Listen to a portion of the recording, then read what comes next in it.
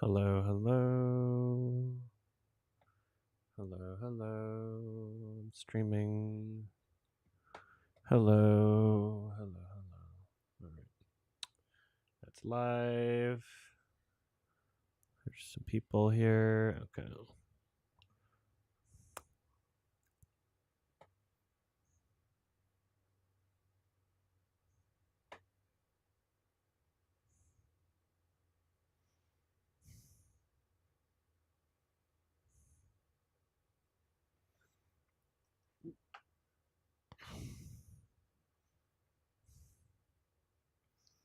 Hello, hello, hello, hello, hello. Hello. Hello. Hi, how are you? Doing well. How are you guys? Very exhausted. Oh, Nice. I know the Yeah. feeling. I just got done watching your listening to your watch along for the Final Fantasy movie. Oh yeah. How was Very it? boring. Yeah. Yeah. I thought it was I mean, I don't know. I watched it in two different segments. So Mhm. I mean I don't know. Just like It's not a good movie. I could admire the animation, but I'm curious to see how like the quality of the 4K Blu-ray Yeah, is. it didn't age well, but I still think it looks great for the time. What movie? Hey guys. Final Fantasy: The Spirits Within. Oh, I've heard of that. It's not good. I haven't seen it, but I don't think I'm going to because it looks really boring, honestly. I think one movie I did watch that was mocap recently that was a pleasant surprise because I thought I hated it as a kid, but I ended up liking it more, was Monster House. I watched that recently and it was surprisingly good for better than I remember, honestly. Yeah. Yeah, Monster House is okay for what it is. I like how it's not perfect, but it's good for what it is. You're correct. I was just all shit with like Monsters vs Aliens because the animation looks and character designs look ugly as shit. And this is coming from someone who doesn't think the character designs in Big Mouth are that ugly. Yeah, like I don't. Monsters vs Aliens and Monster House are ugly movies, like in my opinion. Sorry. I mean, I guess I don't know if I would use the word ugliness, but I think it kind of suits Monster House more. I'm sorry to offend anyone, it's just my opinion. That's totally fine. Yeah. I haven't seen it in a long time, so I mean it might not hold me up. Me neither, but it was on Hulu, so I was like, I might as well watch this. It's like a nostalgic thing for me, and I remember and I enjoyed it for what it was. It's not perfect by any means, but it was enjoyable rewatch. I watched it when I was a kid.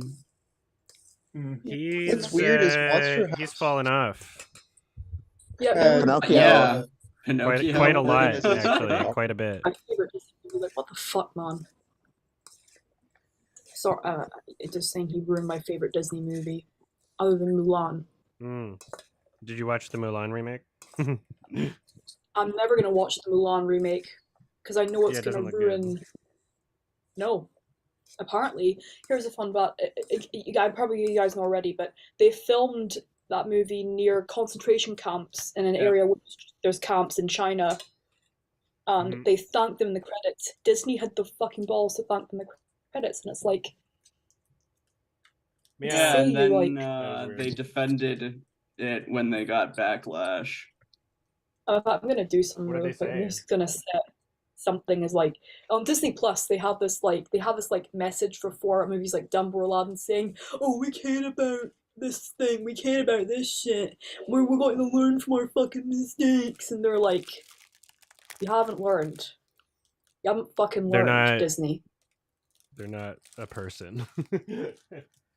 Yeah, they're just a corporation. Exactly. Corporate devil, more like, in my opinion, other people's opinions. They're legally a person. Adam, would you agree that they're like devil, like corporate devil? Oh, I don't know if I agree anyone's a devil.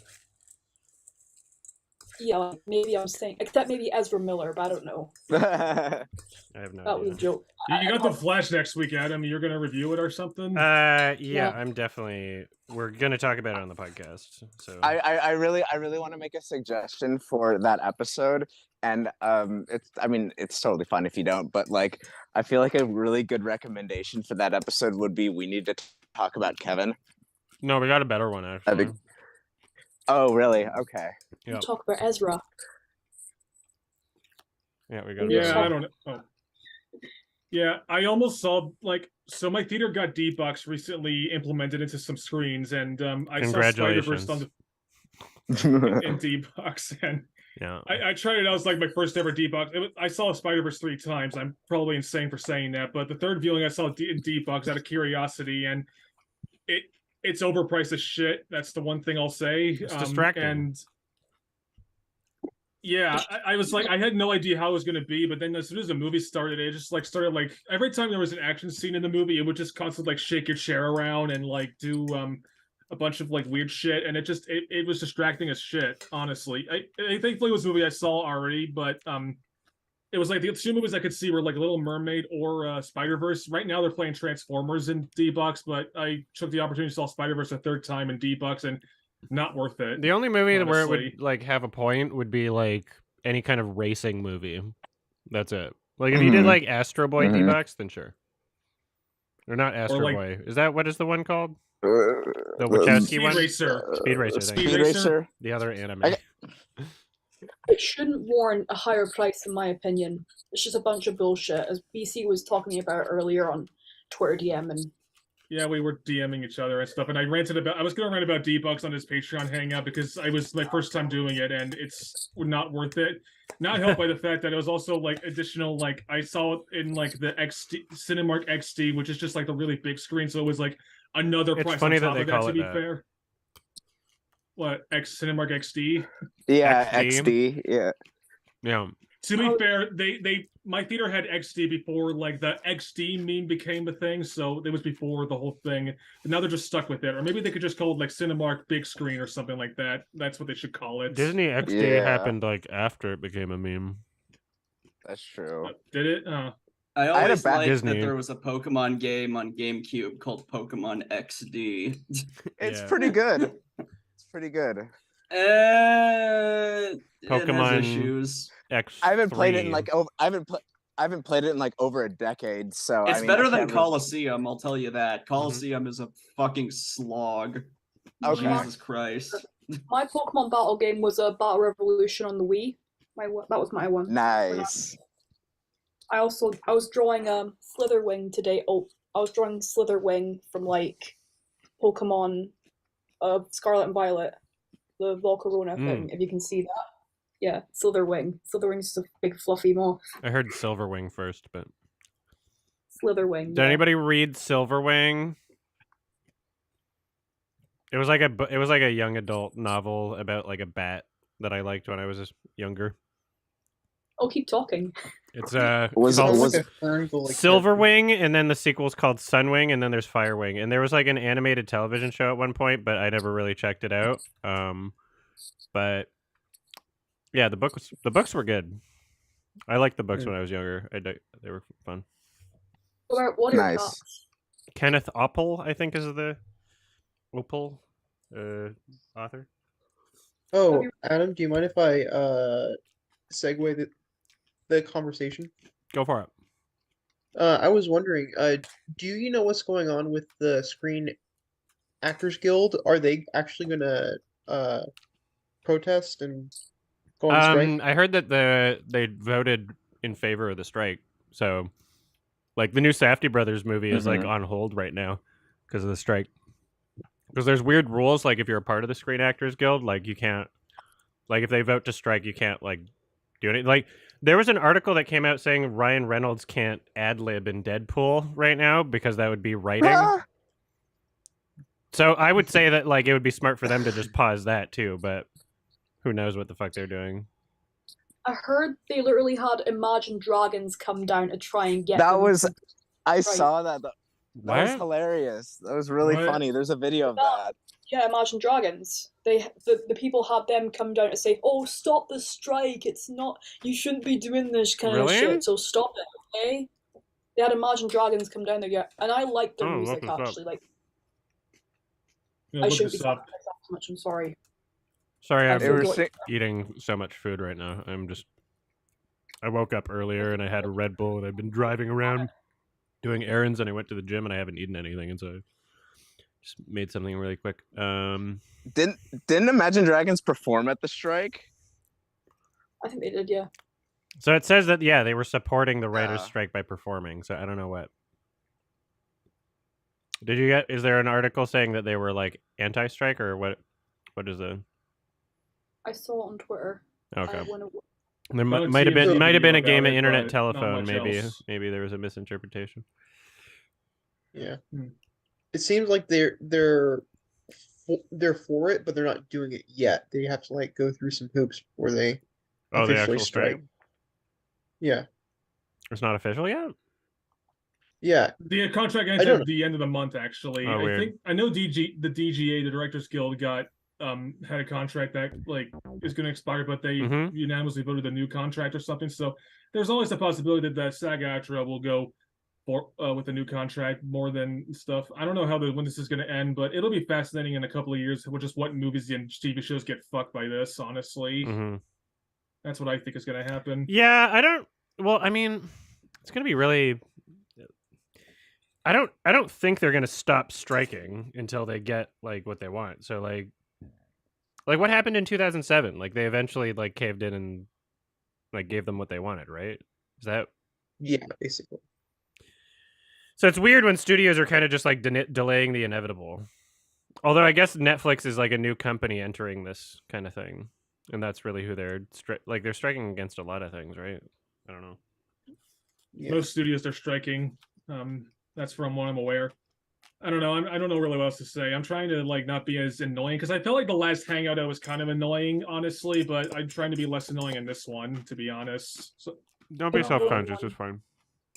Yeah, Okay. I would. As long as I we're wouldn't not call like yourself interrupting each annoying. other constantly or something, it's fine. I feel like I'm being Yeah. annoying all the time. Yeah, I was. I'm I was eating I a wasn't comically able- oversized salad right now. So Oh, all right, what I were you wasn't saying, able to do.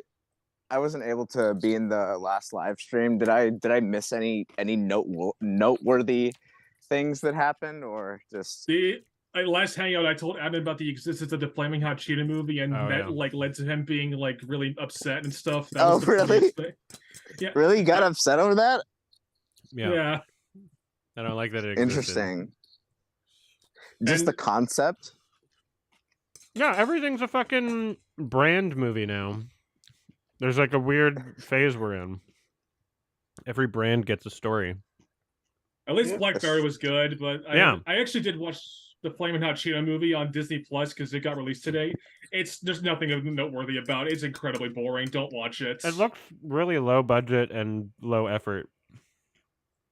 Isn't Yeah. it like directed by like an actor or something? Eva Longoria, that's who's Okay. directing it. Really? It's really Okay. boring. It's like there's nothing interesting about it really. Apart from the fact that like the actual plot of how Hot Cheetos got made is not it's completely false. The story they tell in the Hot Cheeto movie, like they it turns out like the actual existence of Hot Cheetos was just like some woman worked at Frito-Lay and was like, it was tasked to make like a hot snack and was like, hey, let's go with the Hot Cheetos, and that's the entire story of Flamin' Hot Cheetos. I want the story of like just some like really not important invention, like, oh wow, the first person who decided they should make a sour cream and onion flavored Pringle. It was like, well, we started with the normal Pringles, and then one day we were like, we should have sour cream and onion flavor, and then they just dramatized the shit out of it. They're like, they make it such a like an epic story somehow, even though it's just Like Steve nonsense. Jobs. We're making a movie about the person who invented that little plastic thing that they put inside pizzas. Yeah, It's very the mini it's very table. it's I very know. very specific, and that's the selling point, I guess. the guy who invented the little tops you put in water bottles, like. I know you like metafiction, Adam. So like, what if they did a drama about making a dramatic brand movie, but it's also about the making of that movie too? Okay, why not? So like, like a Steve Jobs type biopic where they're just yelling and screaming at each other about how to make a Pringles movie. How about we just I make don't a know. movie about that guy who stole Baja Blast? Somebody stole it. Kinda. What someone like Baja Blast used to not be commercially available. It was a thing that you could only get at Taco Bell. And what this guy did was create like a device where he stuck a tube into his pup, and it would like fill up some tanks in his backpack. Mm. Oh yeah, I heard about that. Operation Soda Steel, I think it was called. I want Robert? a movie about the Canadian maple syrup heist where people stole 3,300 tons of maple syrup, like $18 million of maple syrup from the reserve of maple syrup that we have. And this is not a joke. This is That's a real thing that happened. extremely funny. Yeah. Who'd you want for the director? Steven Soderbergh. Yeah, hell yeah. Steven Soderbergh. Yeah, he could do it. That'd be cool. He can make it. He can make it quickly, and he can maybe make it pretty good. Yeah, it would. It seems like it would be up his alley. Or just get Matt Johnson again. Make more like weird Canadian stories. I still need to see Blackberry. Yeah. What I'm saying here, Amy Schumer said, I'm sorry for interrupting, by the way, I just saw something on Twitter here. Amy Schumer says she departed the planned 2016 Barbie movie from Sony due to creative differences. Departed from Wait, what? I think From the Barbie Barbie? movie, Yeah. like, For that, Yeah, we all dodged a bullet. That's great. there's a reply here saying, I speak for everyone when I say, thank God we went from Amy Schumer to Margot Robbie. She's literal perfect casting. I'm just gonna say it flat out right here. If we're on the topic of the Barbie movie, I'm like leading the hype train. I'm leading the hype train for this. I'm planning on seeing it twice in one day, hopefully. What? Oh, I'm double featuring it with excited. Oppenheimer. I'm double featuring with Yeah. Oppenheimer. That's my plan. Yeah. Yeah, I'd like Yeah, to Lady- see both in one day. Yeah, the tickets aren't Yeah, available for Barbie yet unless they came out today or something. And hey, if I've, one of like- them is really bad, it'll make the other one better by comparison. Yeah, but you have to I make guess sure you so. see the bad one like first. Yeah. So I don't know. I feel like Oppenheimer's probably going to be the better movie, but I'm seeing that earlier in the day. So because the seats were like selling out, and I was like, I want to see it this weekend, and it only made sense Let me see. Hold on a sec. I'm like see I'm- if I gives tickets for Oppenheimer. Yeah, well, the we're good not- seats were selling out at the theater I wanted to see it at, so I was like, fuck it, I'll just do like an earlier in the day show, get it now, and then I'll just do Barbie later in the day. Apparently, it's in 70 millimeter. Yep. I want to try to catch it. I want to try to catch it that way. I don't care if I have to wait like a week to see it. Like that's like the way I want to see the movie, because that'd be I don't know, it'd be interesting. Yeah, And yeah, I'll be I seeing it don't in know, 70 millimeter. I'm just way more excited for Barbie than I am for Oppenheimer. Like, Yeah. I Yeah, understand. yeah, Lady only Bird's movie my I- favorite movie. Oh yeah, I forgot that. Yeah. The only movie I'm interested in seeing in theaters right now, or like when it comes out, is the new Wes Anderson. Yeah. Yeah, I've got my Asteroid tickets City yet? to I've got my tickets to Oppenheimer. I've got my tickets to the new West Asteroid City. Asteroid City. I got my tickets to Yeah. Past Lives. I got my tickets to The The Flash. Flash. Yeah. Hell yeah. And then I'm just waiting for Barbie to let me buy a ticket. Come on, Barbie. Yeah, Let's go party. I'm very excited. What dare you see? What dare you see in The Flash? Because That's classified. I have the chance of. Well, I have the chance of seeing it Monday Mm. because it's playing early. It's playing early, so I might get the early scoop on that. Hmm. Could be good. It could be. The only problem is I'll probably go into it with a crowd who's going to take it 100% seriously. Yeah, So, that'll be yeah, fun. That could be fun, but that could also be really annoying. I mean, that's like every time Avengers- I'm in a theater is like me having the polar opposite experience as like everybody around me. That's true. You know? That's True, like that's the average moviegoer is not like a passionate film nerd. Very true. None of them true. are going there with like fancy suits and like margaritas and stuff. Oh yeah, we'll dress up like Like Minions super fancy style. That's what I imagine like people can like dress up as when they go see movies. Ugh. Like just in like super fancy suits and stuff. It reminds me of the trend last year when like Minions 2 was out. Everyone dressed up as in suits to go see it, and Gentle Minions and stuff. That's what it reminds me of. I think everyone's going to do that for both Barbie and Oppenheimer when that comes out next month. That's my prediction. Someone's definitely selling a Barbenheimer shirt right now. Barbenheimer. Yeah. Barbenheimer. Someone's making a Barbie doll based on Oppenheimer. That's what I think we're going to see happen. I am become a Barbie girl in a Barbie world. Hey, Could you Olivia, imagine if they like push the release date by 1 week and ruin everybody's like meme? No, don't do that. Don't Oh. do that. It needs to say. I was saying, 'Cause- Olivia, I'm sorry. I want to ask Olivia, what's the story behind your picture? The picture on the. That is an asset for a video that's not out yet. I'm working on another Oh yeah, style I was trying video. to remember what that was, and now I remember. Got it. Sorry. So I'll just cycle through some assets with no context. Yes, That'll be thank great. you.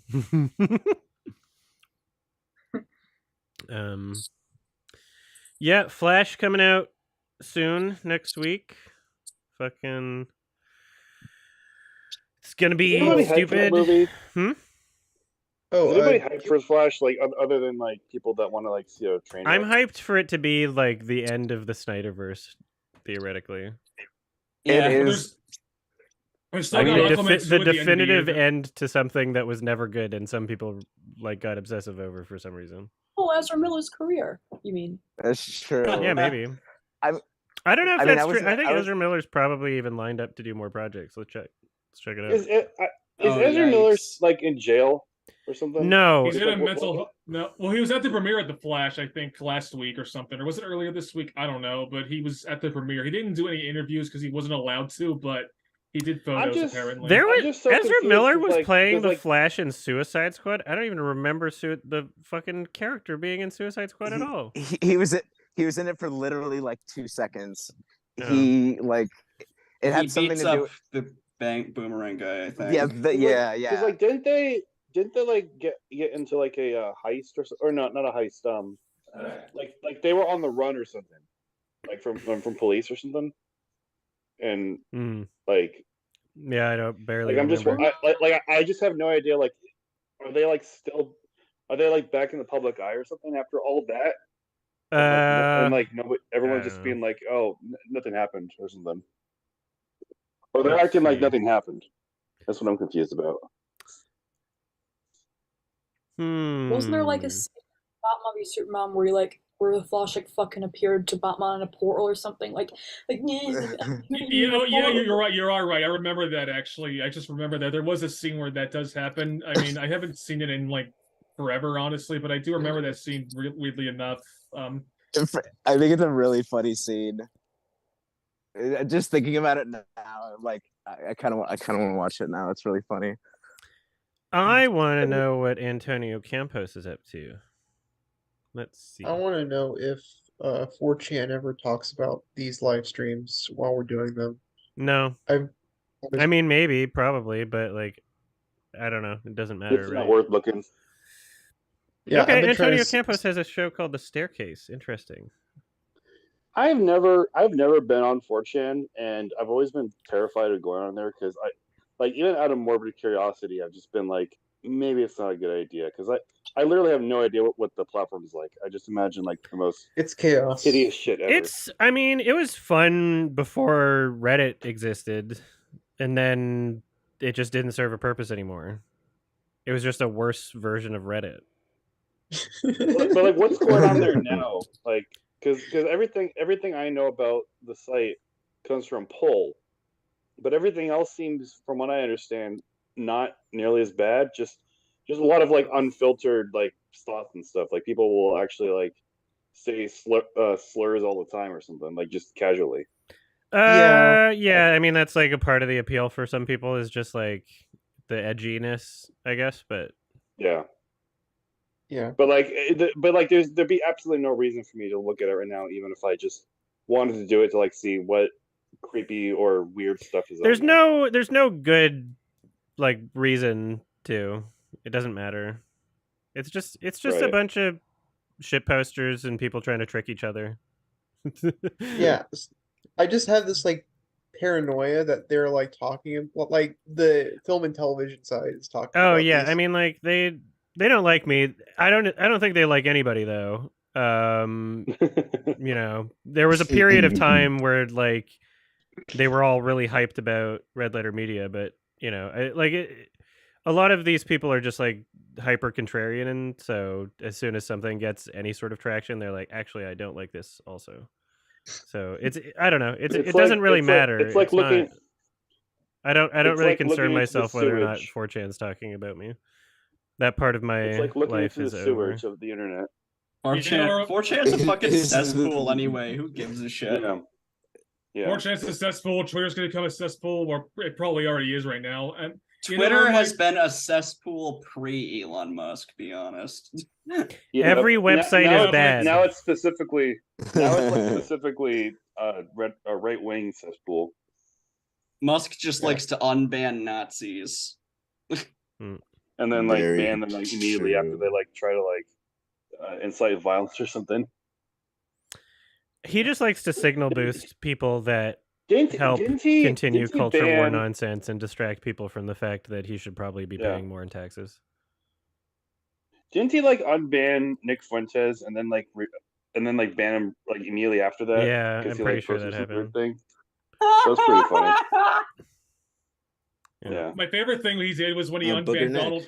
My favorite thing he did was when he unbanned Donald Trump, and Donald Trump was like, "No, fuck that! I'm gonna do Truth Social as the best media platform ever." I'm going to my own website. Trump didn't even come back. It was so funny. Elon Musk is very pathetic. Futurama, where it's like, I'll have my own place with hookers and booze. Yeah. Then Trump was like, "I'm gonna leak classified documents." Like, remember the way he did that? Like, he got indicted. He left him in the bathroom. Like, did you see the photos that got released? No, I haven't caught up on everything. Just I know there's a lot that happened in the past 24 hours, but I've been kind of fucking busy, so I haven't really. Here, let me find the photo. I actually it was on my like tweets. Hold on. I know that he was flushing things in the toilet. It's so crazy because like Donald Trump has done so many like incredibly like insane things over the years that you just can't remember certain ones. Like, yeah, if somebody tries to ask you something like, "Hey, why was Donald Trump so bad?" You just couldn't pick from like all the things that he's done as like an example because there's just so much to keep track of. Like, there was a whole point when he was president where just every week there would be something new and it would just be insane. And for some reason, because there was just so much of it, it didn't ruin like it didn't ruin his political career technically because it like that like years ago a politician would have done one like terrible thing and it would have destroyed them entirely. But now we're at a point where like that doesn't seem to happen anymore, and it's so weird. Yeah, I mean, all you need.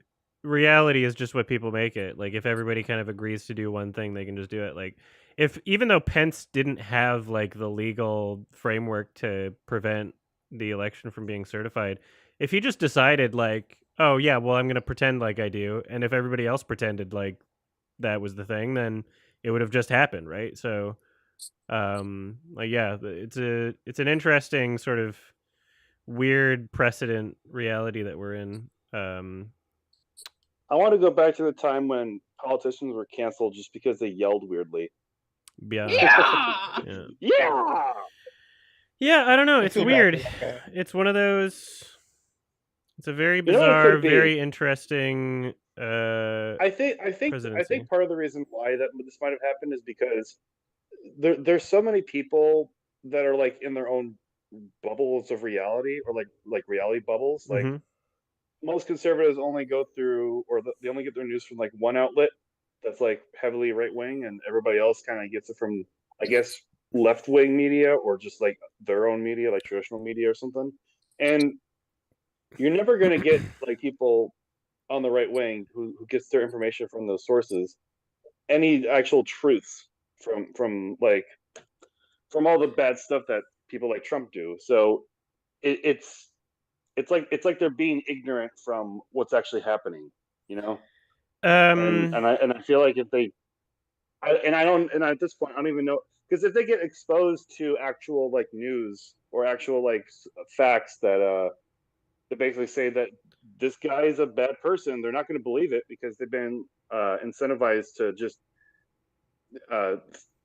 assume that anything negative about him is like fake news. And yeah, I think that there's a large amount of people that are willing to excuse anything that happens on their side because they're like, well, the other side's probably doing the same thing but worse.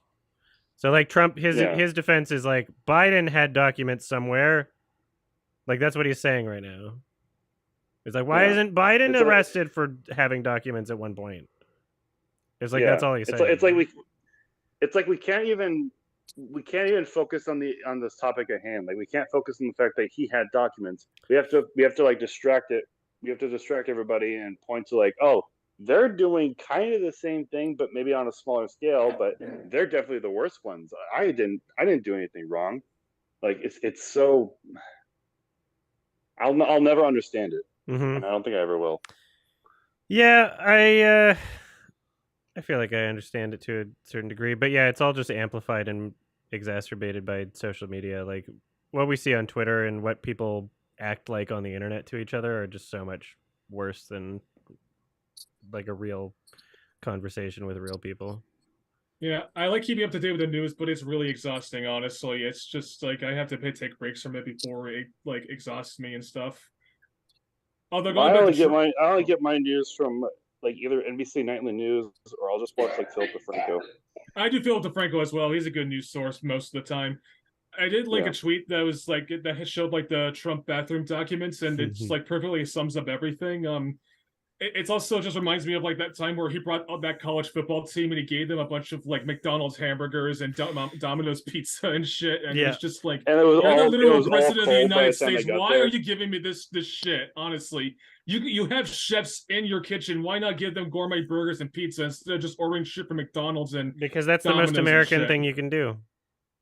Yeah. Like, he's a representative of your country. Nothing more American than capitalism, you know? Is that a wrong thing to say as well?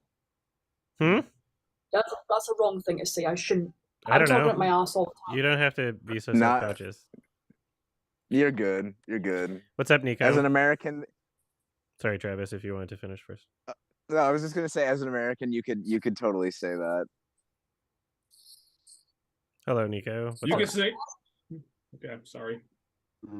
I just also want to address when you guys were talking about the SAG strike that the director of Ida and Cold War, Pavel Pawlowski, his new film got canceled on the eve of the shoot because the insurance got canceled.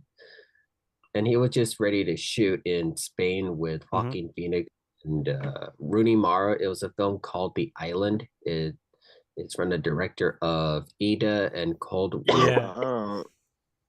Not to be confused with Michael Bay's The Island. Yeah. Yeah, that got canceled just right before they were going to shoot the film because of the insurance. The insurance couldn't pay them or something like that. Yeah, and it was I think it was also due to the fact that SAG was going on a strike. Is it like cancel as in it's never coming back or what? It's like put on hold, it's on I limbo, think. Right? Yeah. Fucking Nosferatu's getting made. Well, that's good. That just finished shooting, actually. So that just finished shooting. Good timing. That's amazing. I've been hearing about that for years. I actually know Elias Marriage, the guy that made Shadow of the Vampire. I tried to do a documentary on him and him making Shadow of the Vampire and Begotten. And I'm very interested on his thoughts about Nosferatu because he directed Willem Dafoe, who's also going to be in Nosferatu, and he was in Shadow of the Vampire, and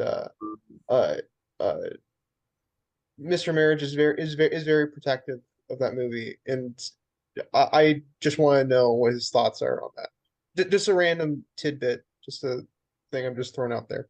Mm-hmm. Oh, and I Yeah, that'd just be interesting. there was a hangout last month saying Yeah. that Sundance usually has bad movies, and Who? it was Sundance Film Festival. And I mean, compared to like TIFF or like VIF, like there's way less in terms of like what I'd be interested in seeing. Yeah, And what was the problem with it? That they were being American centric. a lot of it. Yeah, a lot of Yeah, it. and A lot of the films that show up at Sundance, and I'm not saying this is like every film. A lot of them are yeah, like what you would make if you were to try and make a parody of American indie films. You know, yeah, like something worthy of like mockery in a sense.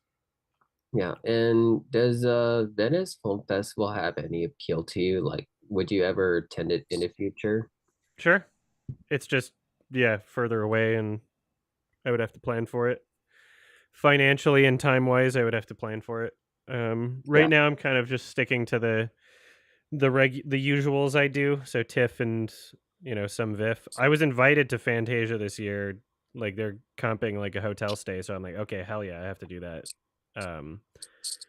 Although I might not have gone this year otherwise, but yeah, I'm trying to with the fucking my brother's wedding coming up, and I'm like trying to make a video for his wedding, and like my residency application that's still not done because there's other films that just keep coming out in theaters that I feel like I have to, play, try and release videos on those as quickly as possible, and the podcast that I'm going to be editing today, and like all these other things where it's just like I'm trying my best to like catch up on things, and right now like adding more film festivals just doesn't seem like a good idea at the moment. yeah. And lastly, how are both your wrists? Left is great, right is not great. Is basically how it's been for a while. I'm just trying to not use it as much, but you can only do so much, I guess. Yeah. I know there's a couple of movies coming out in fall that are interesting. We got Poor Things by Yorgos Lanthimos, so that'll be interesting. And I then did not watch the trailer. Neither did I. I've seen some screenshots, but I haven't watched any of the trailer or anything. I want to go in blind. And then there's the new Martin Scorsese. Exactly. There's I'm trying to think. Oh yeah, the new Jonathan Glazer that got premiered at Cannes, Zone of Interest. That'll be interesting. I think there's a lot. Yeah. I want to I should watch the only Jonathan Glazer I haven't seen. Like Birth. Birth? Yeah. I should watch that sometime. Speaking of, oh, sorry. Were you gonna talk, Travis? Oh, I was gonna say I haven't seen Birth, and I was honestly expecting someone to recommend it on the podcast, but yeah, we'll see. It's not too hard to get a hold of. It's not too hard to get a hold of? I don't think. Yeah, I could probably find a Blu-ray. Do I have a Blu-ray yet? Sometimes I'll buy a Blu-ray and I'll realize I already had it, but I don't think I have it. No, I don't. By the way, I heard that the new Miyazaki movie is being released without any like promotion or trailers. Yeah, interesting choice. Yeah. For That's Japan awesome. specifically, I wouldn't be surprised if the new Miyazaki premieres at TIFF or something. It could easily premiere at film festivals. It was I hope they do the new G-Kids. Scorsese at TIFF somehow. That'd be cool. Yeah. The new Miyazaki was acquired by G-Kids, who now basically distributes all of Ghibli's movies on Blu-ray and stuff. I would honestly like to see like Spirited Away or like Kiki's Delivery Service or Princess Mononoke on the podcast or something, because those are great movies that would be awesome for discussion. Do I hear something in the background? I hear, someone has some stuff kind of in the background. I think it's Olivia. Oh, it's Olivia. Yeah, she muted herself. Anyways, yeah, maybe I know you did great with the Fireflies already, Adam, as a Studio Ghibli recommendation, but there's plenty of films you could recommend on Studio Ghibli that would be awesome, in my opinion. You know, was that Studio Ghibli? They animated it, but they didn't distribute it. Oh yeah, they were loosely tied to it. Yeah, it wasn't a. Yeah. Yeah. They were. It wasn't an official Ghibli thing. Yeah. Right. Yeah, I'm pretty sure that is the case. Oh, sorry. Speaking about films getting released, one of the movies that I was a extra for is coming out towards the end of summer. I was wondering if you could add it to your watch list if What that's movie? cool with you. I know you're probably not gonna like it. It's probably Okay. gonna be like a 2 out of 10, but it's called Oh Brawling Love, and I was in it for like 2 minutes, 3 minutes. Mm-hmm. Uh, my college produced it, Okay. and yeah. I'll watch list it. What's the called? Let me have the. Oh Brawling Love. It's based off of Shakespeare. I found it. Oh, Brawling Love, huh? Yeah. As well. I will tear it to shreds. Thank you. I I'll appreciate it. destroy it with facts and logic. In like 10 years when I watch it. Aether Muse, your hand is up. Just want to politely say, I need to go to Sure. but before that, I'm gonna say it's my birthday on the 23rd. Happy birthday! Well, happy almost. early birth. Happy Happy early birthday. birthday. Happy birthday. I'm gonna be 22 years old. Mm-hmm. 22 Yeah. years.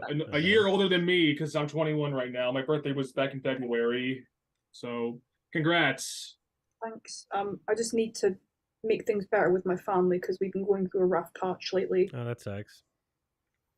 It does, but it's mostly my fault. So anyway, just gonna head off. Well, hope things get better. Have a good birthday. Oh. Thanks for joining. Have a great for hanging out. birthday. It was Hey, nice I hope you seeing feel better. Bye. We talked to DMs, but hope you're okay in all of this. Bye.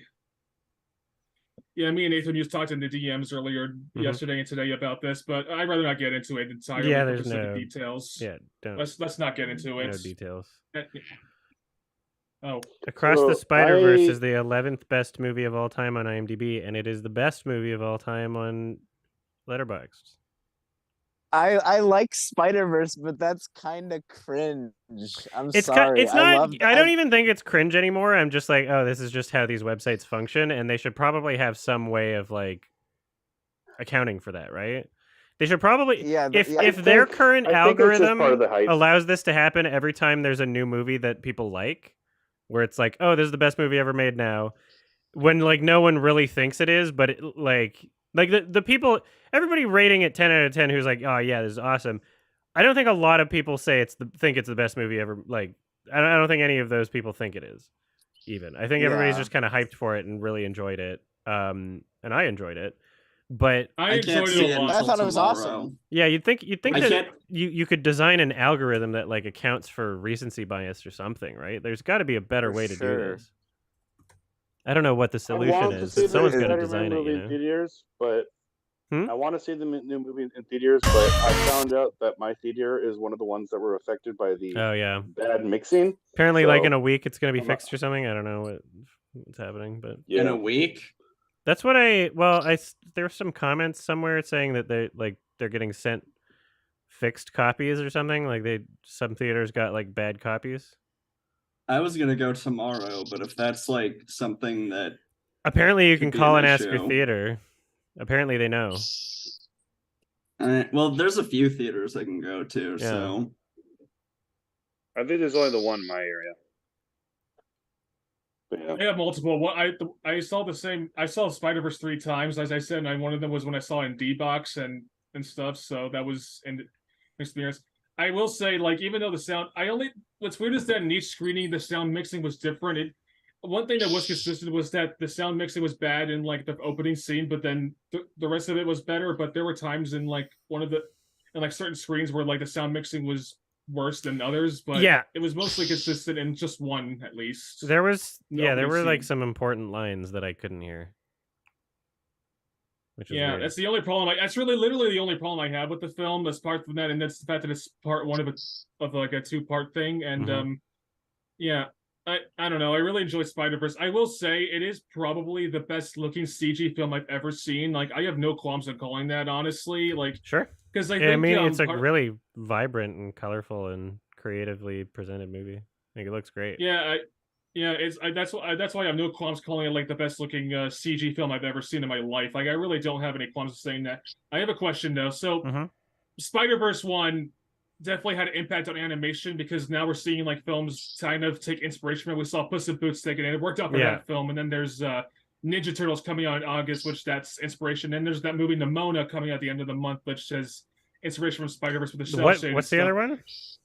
Nimona. That's coming to Netflix at the end of the month, and it's it was the one that was Nimona, Nimona, and it's coming at the end of August, and it's coming to Netflix and stuff. So no, did I say the end of August? I meant the end of the month. It's coming to Netflix. That's what I meant to say. And that one was the movie that was Blue Sky was working on before Disney shut them down. Honestly, weird. So, okay, really, I didn't know that. Yeah. Then it was picked up by a different studio, and the movie was 75% complete by Blue Sky before it was shut down by Disney, and now they've got like a different studio to complete the animation and stuff. So, I just want to know: do you think the Spider-Verse style of animation is going to get tiring in the same way that like the Pixar style of animation got tiring after a while when every other studio started copying it? I mean, the only reason we call it the Spider-Verse style is because it looks closer to that than Pixar, but I feel like even Puss in Boots and TMNT, like they all have their own unique qualities to them. They're not copying Spider-Verse exactly. I just wish we had a better name for it. I really don't like it being. It would feel weird if, like, for the rest of history, we just call it Spider-Verse animation. Like, I hate it. I don't know. I don't like how that's the only name for it that we can come up with. That's just a me thing, though. But whatever. Yeah, I mean, it's focus more on the style than looking like Pixar. It's really just people figured out that you can do it and make a profit, so now people are doing it. Yeah, I'm glad that we're doing that. I'm glad that a lot of studios are moving on from Pixar, apart from like Illumination and Disney and Pixar themselves. But at least DreamWorks is taking inspiration from it with Puss in Boots, and then Sony's obviously doing it with Spider-Verse, and Ninja Turtles looks cool, and Nimona looks cool animation wise. But the Pixar style, part of the reason the Pixar style got like tiring was just that every studio started copying like the 2000 to 2010. So it got really tiring after a while, apart from like the Lego movie and some stop motion films. I hope Elemental makes $0. I wonder, at this point, I've kind of wondered if like Disney's going to end up like shutting down Pixar at some point.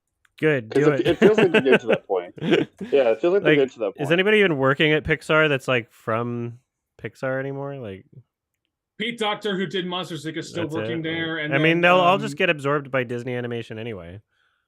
Like that's what was happening, regardless of being shut down. Yeah, like I'm 100% expecting them to like just shut down the company at some point, and then just be like, oh, they're going to be part of the Disney Animation thing, and it wouldn't look any different. Disney and Pixar's animation looks identical to one another. Disney's Wish looks like shit. It just looks like they animated Disney's Wish like any other Disney movie, but then decided to add a cell shaded filter. I'm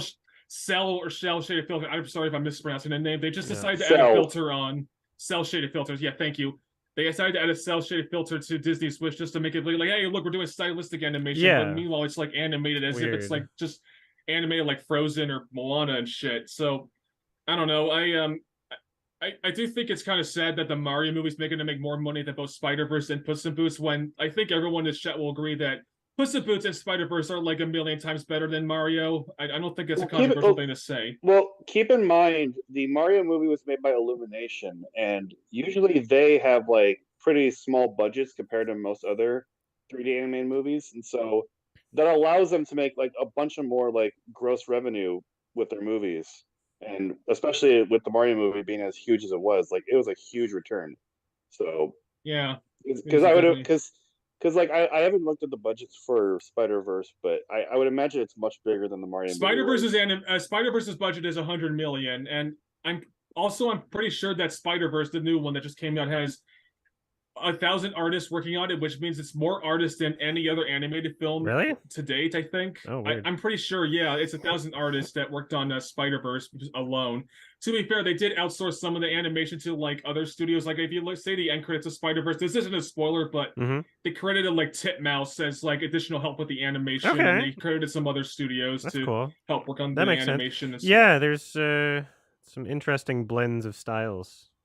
So it makes sense for like different studios to work on parts. Yeah, it makes sense though. Oh, sorry. Go ahead. I'm no, this is just a tangent. Keep going if you want. Yeah, okay, I'll talk yeah. about it, but All right, then I'm just like, yeah, I do think I don't know, like one thing I kind of want to see happen more than anything else is just for like one of these major studios like Disney or I don't know, like some other studio, big studio to just do a full 2D animated film because aside from Cartoon Salute and maybe some stuff in Japan, we don't get like fully 2D animated movies. Like, yeah, it's cool we're getting stylized CG with Spider-Verse and Puss in Boots and like other stuff, but I kind of would like to see like just a traditional 2D animated film come back to theaters and it does well. That would be awesome, honestly, in my opinion. Yeah, it would be awesome. I think but Yeah. I mean, at it's some point. happening in Japan. They're still doing it in Japan. Just make an anime. all I was gonna mention was the. Go for it. Sorry, go ahead. Okay.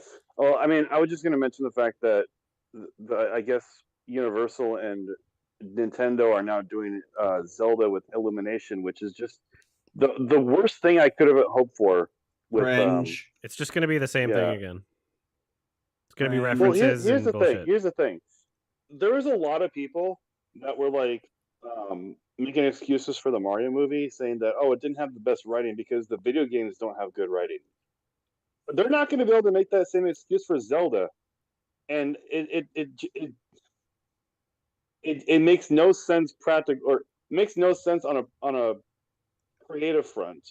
I guess for business it makes sense because they're going with something that was a huge success, but I don't know. Like Universal's not specifically like using Illumination for their 3D animated movies. They could easily go with DreamWorks or something. I don't know why they didn't do that.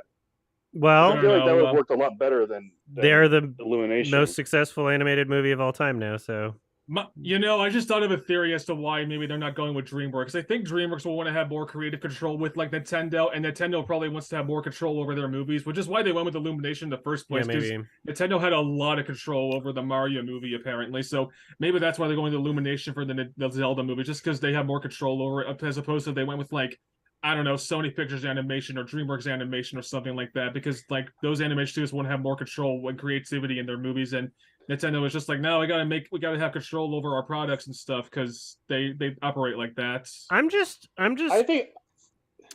looking at like the poster for Elemental, and I'm just still shocked that it's a movie that they decided they're making.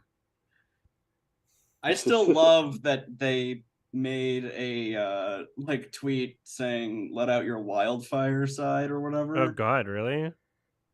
Yeah, that's bad. Bad timing. Yeah, and yeah, it's the director of The Good Dinosaur, and so they're just like dumping all this garbage onto him, and he's like taking the fall every time, it seems. I feel bad for him, to be honest. He voiced a character in Spider-Verse, actually, the Peter Stone. He voiced Miles Morales' roommate in that film. Oh, really? He wasn't. Oh, cool.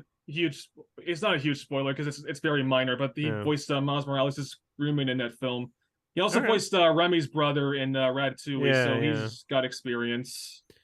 I mean, yeah, it's minor acting roles, but he's mostly like working on other Pixar films, just not as the director, like art department and stuff, and creative. Makes sense. So.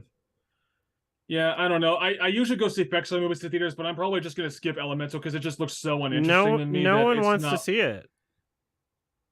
They made a movie that looks interesting to nobody, and they're about to release it. We're gonna see like how it does, and it's just like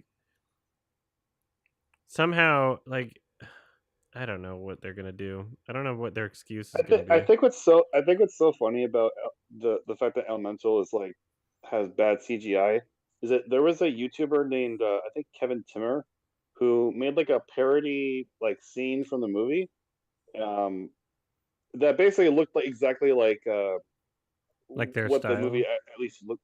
Yeah, it looked almost exactly like it, and it was just a short scene that he made where he basically said like, or it was a short scene that he made as like a parody for the movie. That I believe the title was something like "leaked scene from the climax of new Pixar movie," and it was just the water character that said, "I like the word moist. It's who I am. And if you can't accept that, then what's the point?" And then everybody thought that was actually like an actual leak. That's so funny. It was really funny. Yeah, I would look it up. It's I'm pretty good. searching it up. Yeah. Kevin Turner did that. Like, I remember he did a yeah. Doofenshmirtz animation with Doofenshmirtz from Phineas and Ferb, and it was a pretty good one, honestly. He does a lot of great animation on YouTube. So he's pretty talented in the animation department, honestly. I could have sworn he worked on a couple of films. You know, I believe he worked for Blue Sky. He did? Yeah, well, we're talking about Tim and Timmer, right? Yeah, that's what I'm referring to. Yeah, okay, yeah. He worked for Blue Sky for a while. I think he was one of the animators for Ice Age. Oh, really? Huh? And, he worked for Ice Age. Yeah, there's a couple of videos on this channel that show him like help working on like animations for Sid or something. It's pretty cool. Yeah. He also made a video about how you should delete your tweet, which is pretty funny. No. That tweet.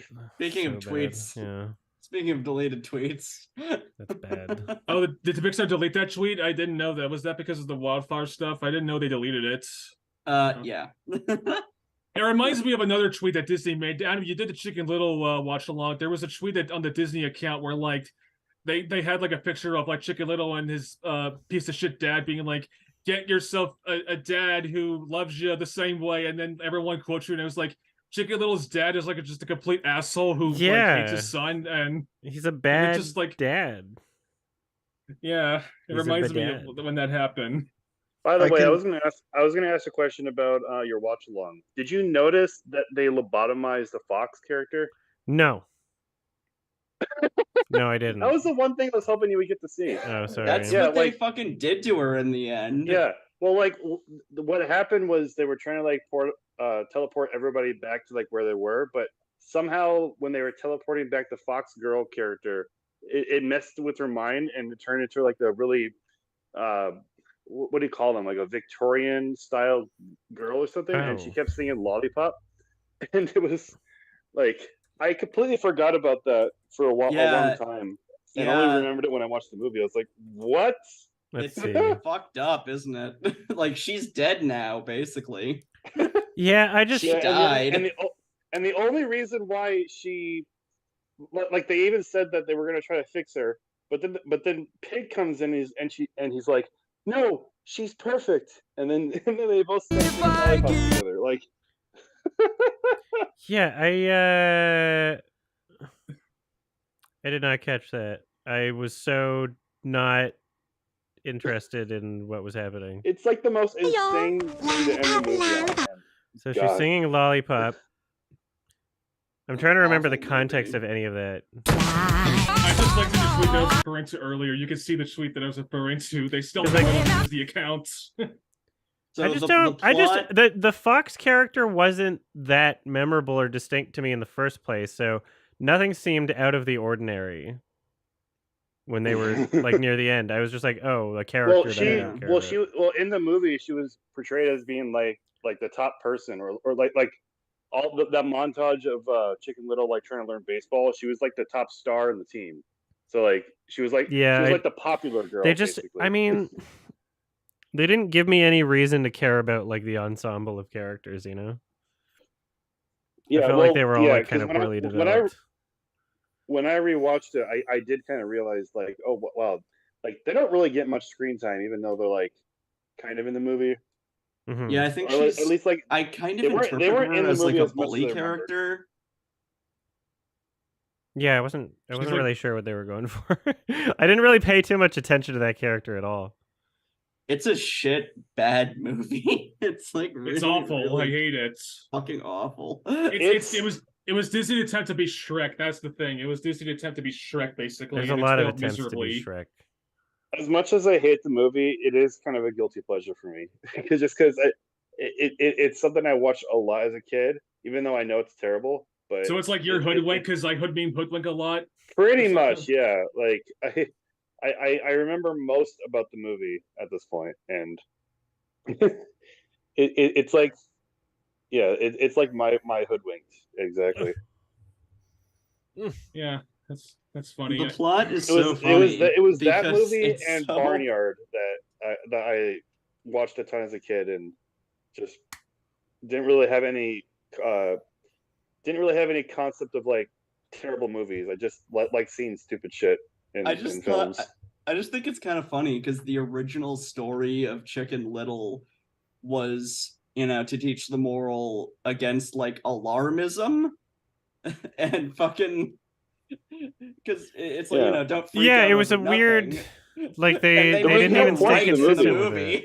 There wasn't like a Right, moral lesson there. There wasn't anything to like take away from that. Yeah, the moral lesson is accidentally, yes, be alarmist. Freak the guess, fuck out over little things. As with somebody, There might be aliens. It also just didn't really know what kind of story it wanted to tell. It was like they like tried to be like I don't want to be a nerdy kid anymore, and then it turns into a baseball movie, and then all of a sudden it's an alien movie. It's like it's not. It's almost like the 1997 Kimber movie where they just don't know what to do with it. Speaking of Kimber, two things. Did you see that like someone posted on your subreddit about like someone referenced you in Japanese baseball again or something? Yeah, I saw that. Yeah, cool. Oh, sorry, go ahead. There's a no. clip of Adam reacting to it. What? Yeah, I don't know if I. Oh yeah, there's a clip of me reacting to the first one, and then I left a comment on the most recent one. Oh, there was another one. Yeah, they're like posting in the subreddit. The person that did it. Dude, home run. That's funny. Yeah. Dude, home run, and that was funny. And secondly, Pat Robertson died yesterday, and he was in your Kimber video technically. Yeah, he was. In the, he's a part of the YMSCU. I celebrated by having mac and cheese. Oh, what did he say about mac and cheese? What is mac and cheese? Is that some sort of black thing? Oh yeah, that's a very funny thing to say, actually. He was extremely stupid and senile. Yeah. Is that why he did the Kimber sequel dub, honestly? Do you think that's why he chose to do the Kimber sequel dub? Because like it had his same values or something? He racist? He chose to host it on his network. It didn't like he wasn't like a creative person involved on the show. It was just on his network. Who did the dub then? I forget the company name at this point. Because I thought it was the Christian Broadcast Network that did it. Well, I mean they did it, and he owns the network. Yeah, it was the Christian Broadcasting. I looked up Is that network still around? I remember I looked up the people who did the dub, and they've done other dubs, and they're bad, unsurprisingly. Yeah. Leo the Lion. I'm so fixated by there's two different screens here, and they're both like different quality and different styles, and I look so much shinier on that screen, but there's no good reason why. Sonic Sound International Corporation. Oh, hell yeah, Sonic. Thank you, Sonic. Run by Enzo Caputo. Thanks, I don't Sonic. think they're around.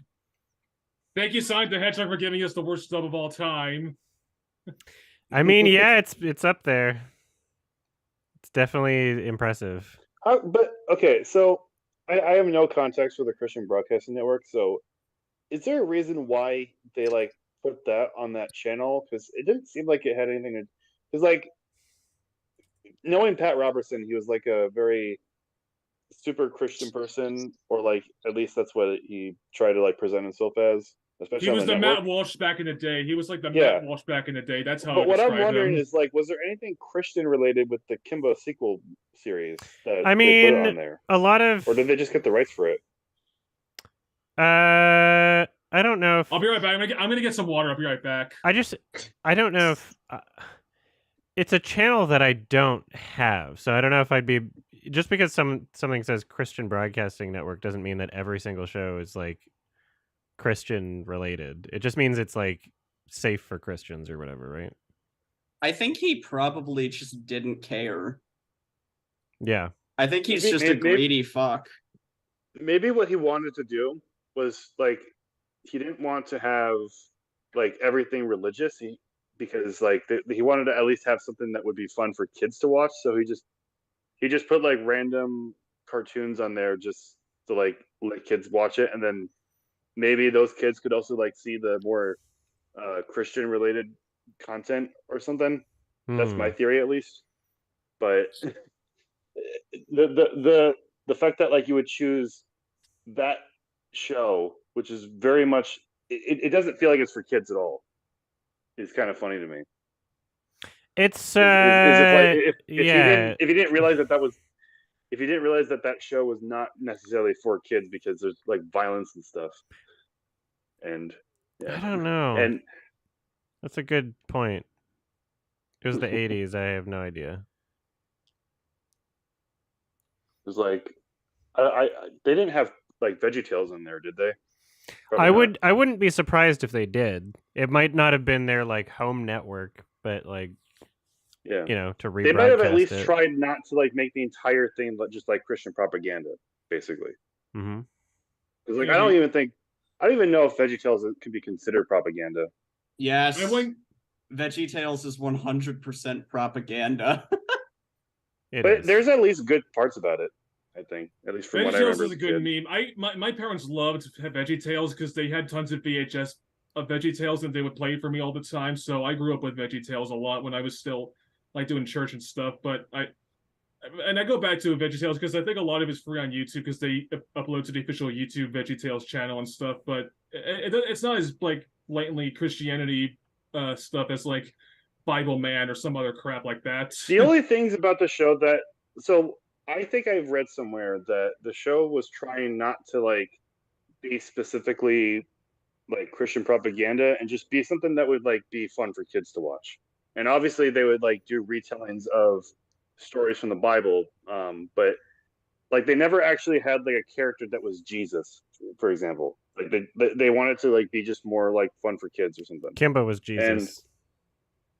And he's white. No, there's definitely like a lot of episodes from VeggieTales that I still like, and I would probably watch it again just for nostalgia reasons. But I feel as far as I know, the only like Christian parts of the show was like near the end of every episode where they would just like read a verse from the Bible that kind of fit the theme of the episode, and that was kind of it.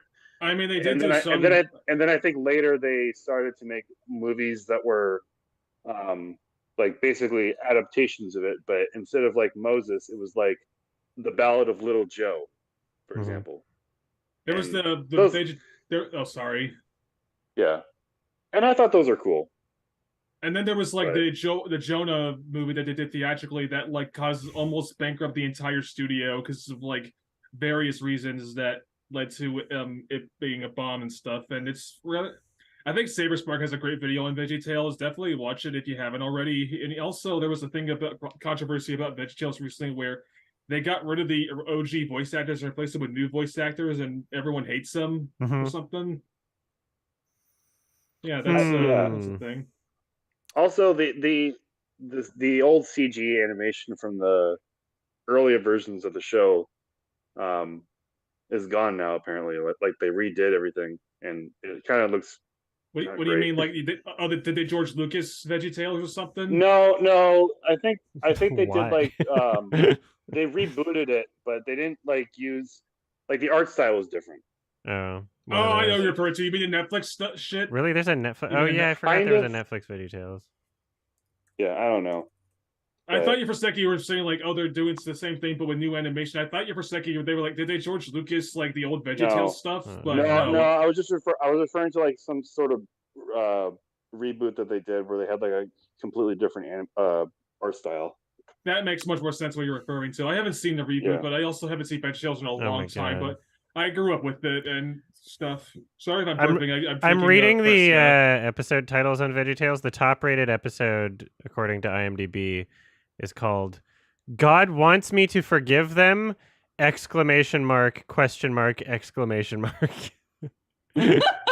is a really good episode, and 12 people rated it. So who knows if it's really the best episode? There's 12 people rated it. The moments that I remember from the show were the pirates who don't do anything. Same. There was also Larry Boy, which is fun. I don't remember. Trying to think of another one.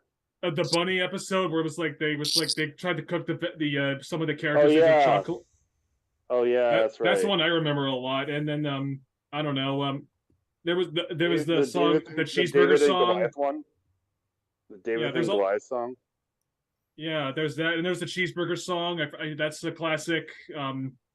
Madame Blueberry, that was another classic. I'm just going through like VeggieTale episodes that I remember watching because, like I said, my parents are Christian and they loved VeggieTales a lot, so they would play. We own a bunch of VHS tapes of it. We don't own them anymore because we don't own a VHS player anymore. But when we did, VeggieTales was just a constant thing we put on the house, honestly, along with like Dora the Explorer and Sesame Street and Blue's Clues. Yeah, I watched Blue's Clues when I was younger. Did anybody have the big Same. comfy couch, or was that like a Canadian thing? What you mean? Oh, the show? The big show. the big red chair or something. The big Oh, the comfy big, okay, it's the couch show. is the title, and there was a girl who was a No. clown, and she did stretches. No, I don't think so. It was fun. I enjoyed that when I was younger. I remember the like the in between commercials and like the show for Blue's Clues on Nickelodeon. They had like a weird face that would talk to you. Anybody I remember that. I Yeah. remember that. It's like, hi there, face here.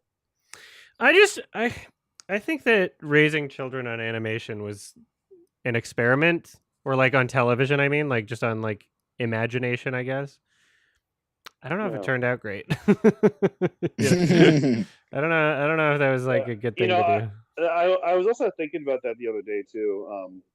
Like what you were saying, because Yeah, I went up to go get the new Zelda game like about 3 weeks ago, and I just kept thinking in my head where it's like I'm 26 now, and I'm still buying games that are kind of for children. Like I haven't really had this, like I've never had this phase where I want to like buy like the most mature M-rated games. I mean, obviously I'll buy them once in a while, but like you kind of see video games as like there's games for adults and there's games for children, and yet especially now, like most people that are buying like the games for like children are kind of adults that have grown up with it, like. And then meanwhile, kids are just playing like Fortnite, Minecraft, and Roblox. Yeah. Actually, there was this whole funny thing where, or this whole like funny era where, I think it was a meme that I saw on Facebook one time where it's like Pokemon was marketed to children, and then Call of Duty was marketed to adults. But then in actuality, it's like the other way around. Yeah. Like Pokemon's for adults and Call of Duty's for young kids. I guess maybe it's the kids that, I think it's because like the kids want to be brave, or like they want to be like not kids, so they'll play like the most mature game that they can think of, and it's just COD. COD, Battlefield. There's Halo, nothing wrong with GTA like, as well. There's nothing wrong with like enjoying things that you're nostalgic for. I just like I'm more talking about just like not just like brand loyalty stuff, but like I don't think furries would exist if like people didn't just like expose children to Space Jam, like Lion imagination, King, all those kind of... television stuff. Like, so what you're saying is you're a product of this. Yeah, I think we all are. I think it's a interesting, weird, experimental generation thing that like I think television is like leaps and bounds past, like telling a kid a story. If we're like to go back in time of like, I don't know, like the village raising the kid, or like tribes and like, kids playing with each other, or like learning or applying things. And then just at a certain point in time, like a significant amount of a child's development, because that's what childhood is like this weird point where you're like absorbing information like a sponge, trying to figure out how the world works, essentially. And then we throw in these things that are like entirely imaginative concepts that aren't in reality, and then all of a sudden like people become hyper fixated on and interested in both like identity wise and like even sexually of like these imaginative concepts that aren't even real. Like no, I don't think any of that would have happened if I think it's all just completely a byproduct of exposing children to that. And the cat's out of the bag. You can't just say like, oh, we're going to ban animated movies for children or anything like that. You can't just say like, we're going to ban fictional concepts for children. Like nobody's going to get behind that because there's going to be a bunch of people that are like, I turned out fine, right? But like that it is a direct like byproduct of that, in my opinion. Yeah, like it feels like a pretty obvious my thing parents, that's happened.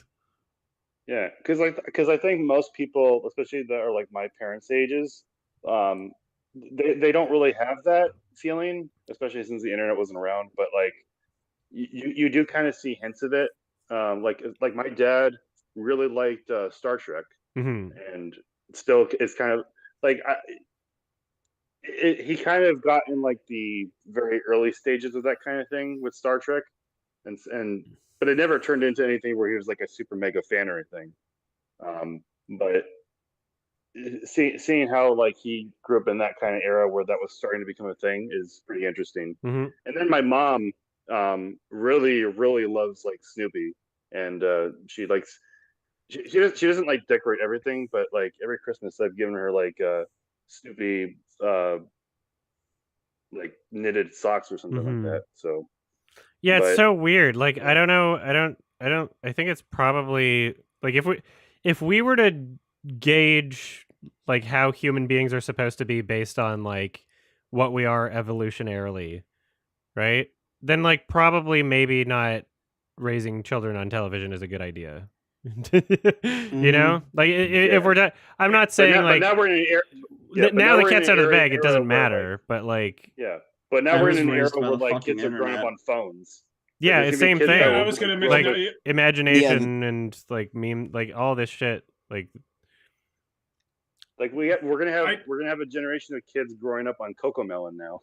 Yeah, eventually like, most people will be furries. Yeah, not just that, but I feel, I honestly, this is something I know I ran on a rant not too long ago in one of these hangouts about like kids on their phones. But one other thing I want to mention is I feel so bad for like the kids that are like those kids that have like those channels that are clearly just run by parents and they're being like like they're like toy review channels like Ryan's Toy Review. So you gotta imagine it like a couple of years from now that Ryan's gonna grow up and then he's gonna come up with a story being like, oh, my parents kind of sucked or something. Or I feel bad. He's gonna have millions of dollars. Well, yeah. Or he'll be like a billionaire or something. As long as his parents give him like the fair share of money, like they're, they legally own the money or whatever. Like he can't have it until like he can't even start earning for himself until he's like, I don't know what the law is in the States, like at least 13 or 16 or something, like 15 or something. And even then, like they legally own the channel, So I just hope that they share the wealth, like in ways that are more significant than just adding him to the will. I also don't entirely disagree with the whole concept of kappa. I think it was just kind of like not done in a great way, but yeah, that's dumb. The intention there makes sense, I think. Yeah. Kiki? Oh, sorry, I burped. Yep. Your dead name is on the screen, Kiki, so you might want to change it. I'm just jeez. Yeah.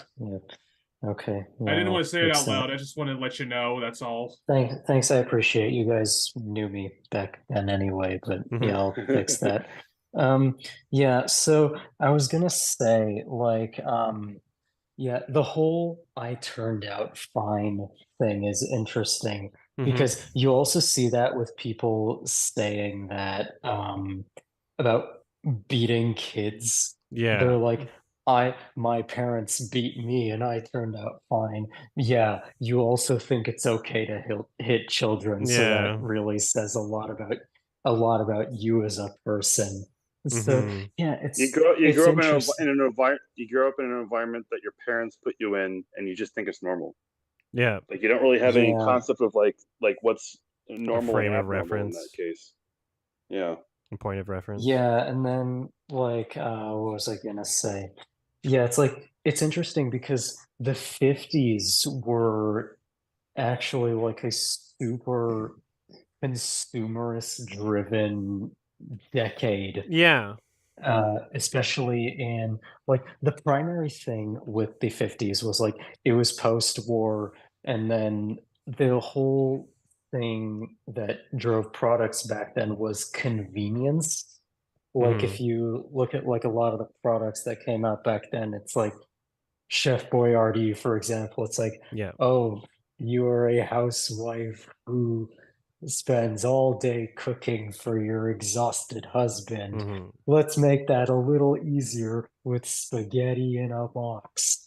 Yeah, it's like it's very product driven with an emphasis on like iconography and things like that. And a lot of these things just became super synonymous with just American culture in general. Yeah, the brands kind of tricked people.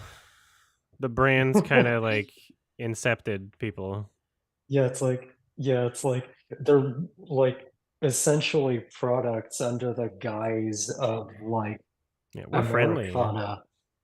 Yeah, they're just like they're brands at the end of the day. Yeah. Cheerios are a brand.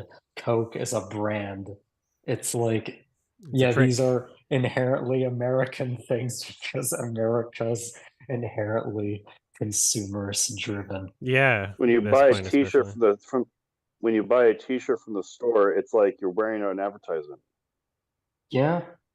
Hello. Like most T-shirts have like brands on them. Like I have a couple from like. I have an Adidas shirt that has the Adidas logo on it because it's one of the. I'm tall as fucking real life, so I have to wear like certain shirts. It's really difficult to get shirts that don't have like a big brand on it, and a lot of the times that's just the point, where you're just like, you just slap like I want it because it says the brand. Yeah. It's like shirts that say something cringe on it. It's like you buy a T-shirt that says Pepsi on it, and then you just like advertise Pepsi while you're walking, and you're not even being paid for it. Yeah, I want a Everyone shirt that loves says gamer Beppis. shirts. I want a Beppis shirt. Need to. What's up, Austin? Hello. Hey, Adam. Hello. I have a shirt that I custom made. If I can find it real quick, I want. Yeah, it was for an alien themed party I went to, and so I was posing as a guy who like had a printout of like a newspaper article about him, about an abduction. Okay. Let me go grab that real quick. Okay, sweet. That's awesome. I'm excited to see what this looks like and all. What we got? Yeah. Another person joining. Hello. Oh, another person joining? Well, it says joining, but I don't know. It could take fucking an hour. I don't know. It's taking a while. Here's a gamer shirt someone bought me for Christmas. There's like a whole like genre of like there's like a tier list on like some tier list website that's all about like shirts that go hard. Some of them are pretty funny. I'd recommend going through some of them. I no longer have this shirt, by the way. You should have brought it to SDDQ. SGDQ. Yeah. SGDQ. No. Scary Games Dairy Queen. I have not seen anything from SGDQ, so I'm a bit out of the loop. Oh yeah, did nothing happen this year? Was there cool shit that happened? No major cringe incidents? No major cringe incidents. Those don't happen very often anymore. Those don't really happen often anymore. Yeah, the first thing was from what I saw, I remember they did like Elden Ring with a donation incentive to like beat Malekith blindfolded. Oh yeah. Yeah, nothing like. A lot of it was just general speed runs. The first thing I saw was Sonic Frontiers. That was like the first thing they were running. I didn't watch every run, but I watched like a good amount of them. Okay. Hi-Fi Rush. Pretty good runs. I skipped Hi-Fi Rush. Yeah. I just said, how do you make a game about music and the music sucks? Bad music. You know, Maybe it's just not for you. I was kind of glad because I'm like, oh my god, I'm not the only one who thinks this game is kind of mid. Yeah, a lot of people are crazy over it. You know, the devs of I really did not seem interested in their last game either, The Evil Within or whatever. Oh, It's the same makers, yeah, isn't it? Yeah, I heard that. Hold on. They made like a mid horror game, and then they made a mid rhythm game, and everybody liked the rhythm game. the main protagonist annoyed me. Yeah. There's a lot of, and I just wasn't crazy about the gameplay. there's a lot of art of the cat for some reason. But I'm not allowed to say I didn't enjoy a popular thing. No, that's illegal. People will freak out. Yeah. It's kind of funny because like I've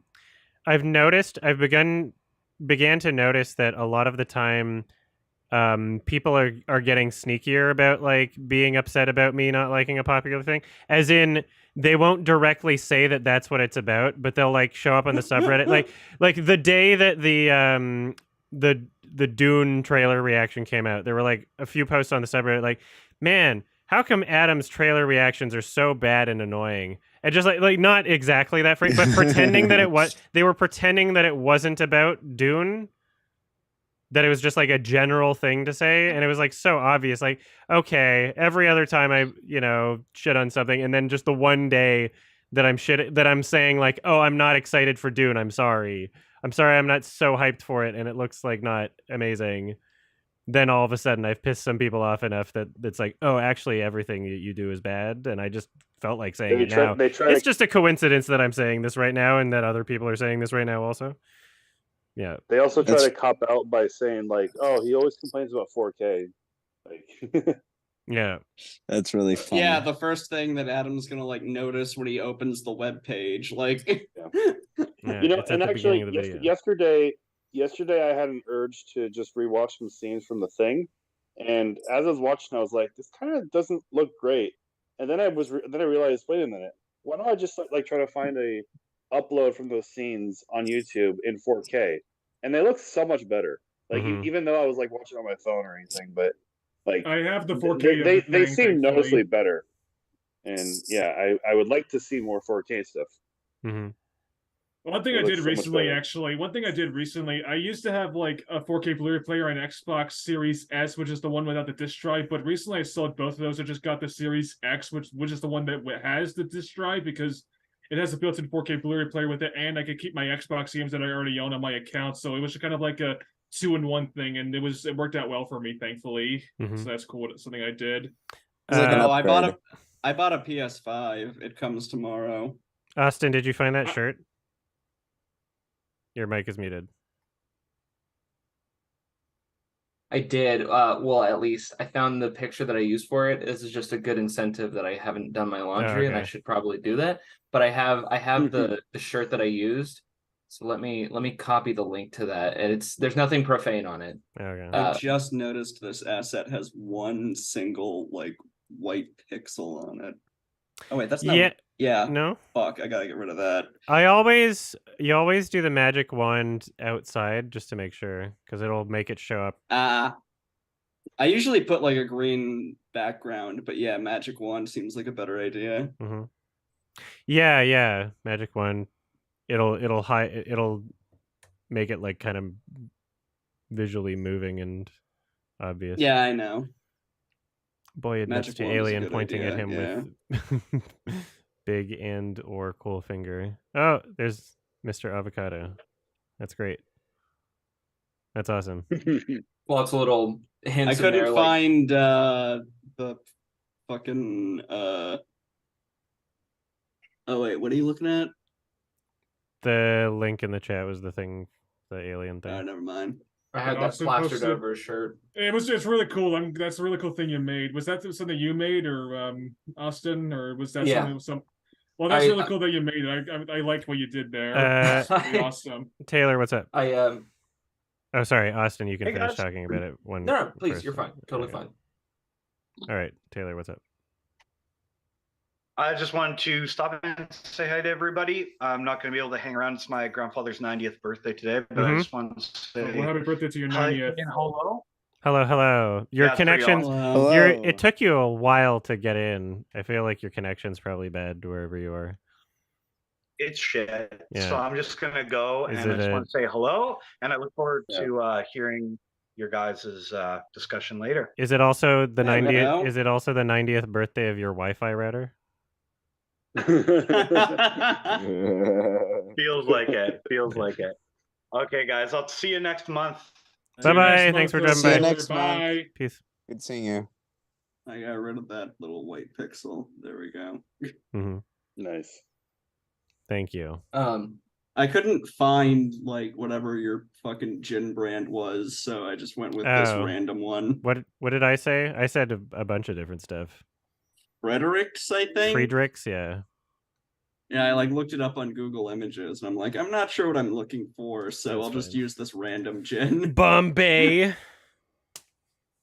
Bombay gin. I really like the Botanist. I know Babish has talked about it, or he's like been sponsored by them, but that was like a genuinely good gin. The Hendrix, at least Botanist is a Is this a gin. brand you actually get, or Bombay? I Well, I do. mean, like I would get it at a bar if that's what they had behind the counter. It's that's kind of like a standard, like one of those kinds of things? it's like the quality of like it's like the Jack Daniels of gin, or it's not like great, but they have it behind a bar for some reason.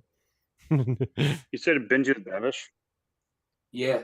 Okay. My dad actually he went to Sweden recently and he doesn't drink anymore, and so they just gave him as a parting gift like this gin right here. It's Braille Pure. It's you can't see it too well because it's fucking overexposed, but That's fine. that is a really good one.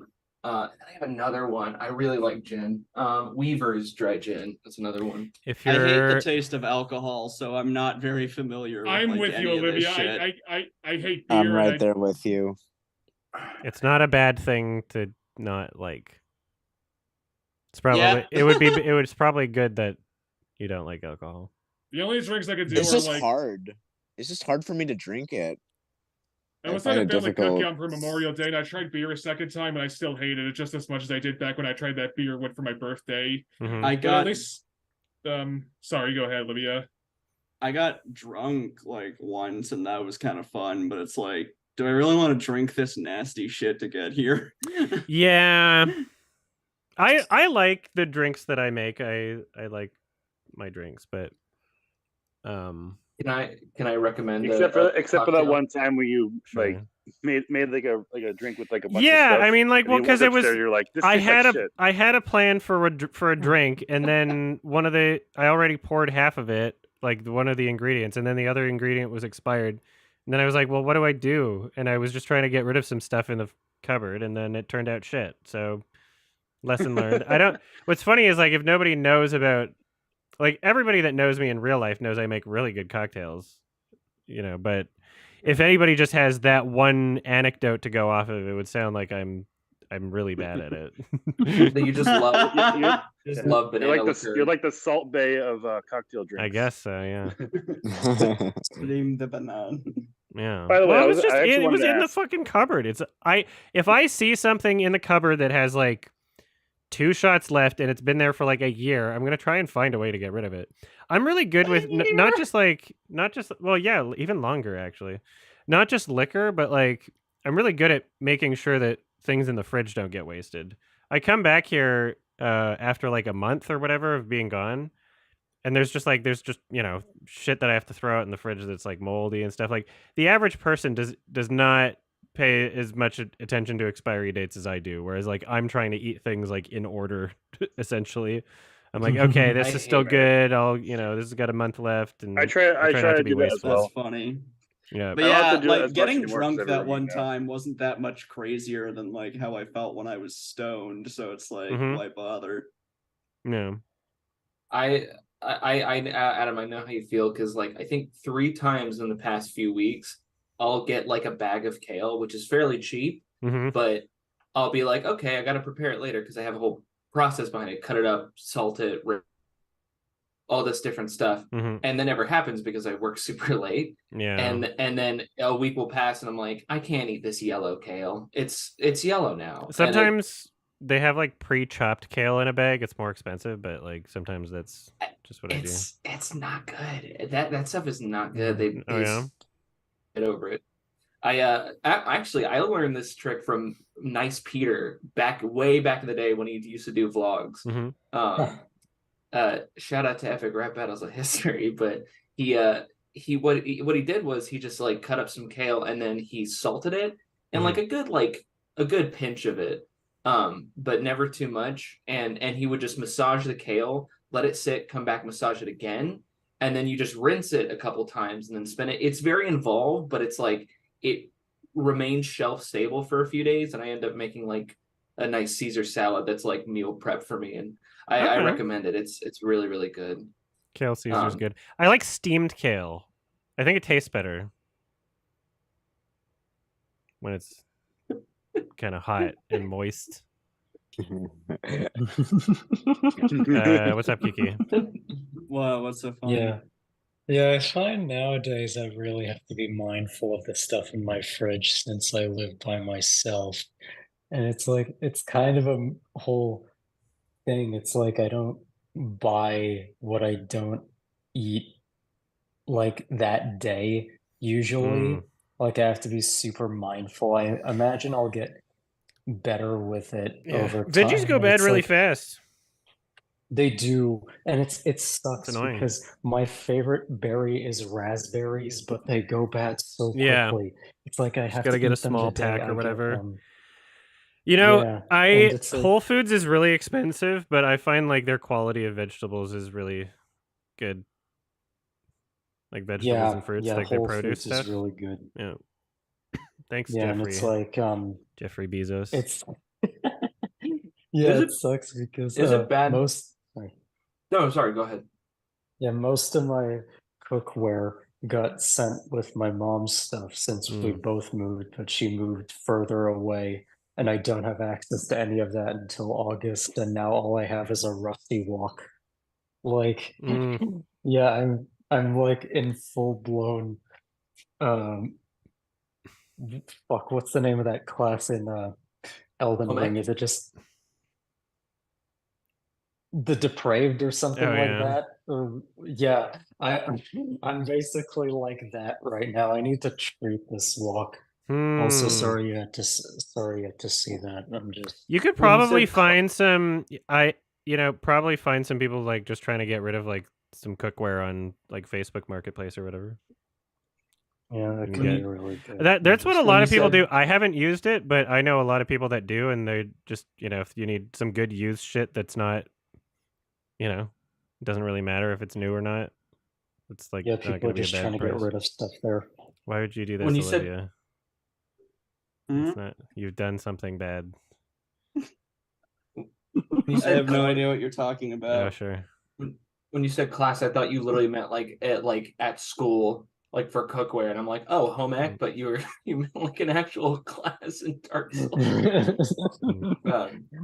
Also, is it bad if I'm eating this BLT? I feel no. I just ate a giant. I ate a giant salad when I started this call.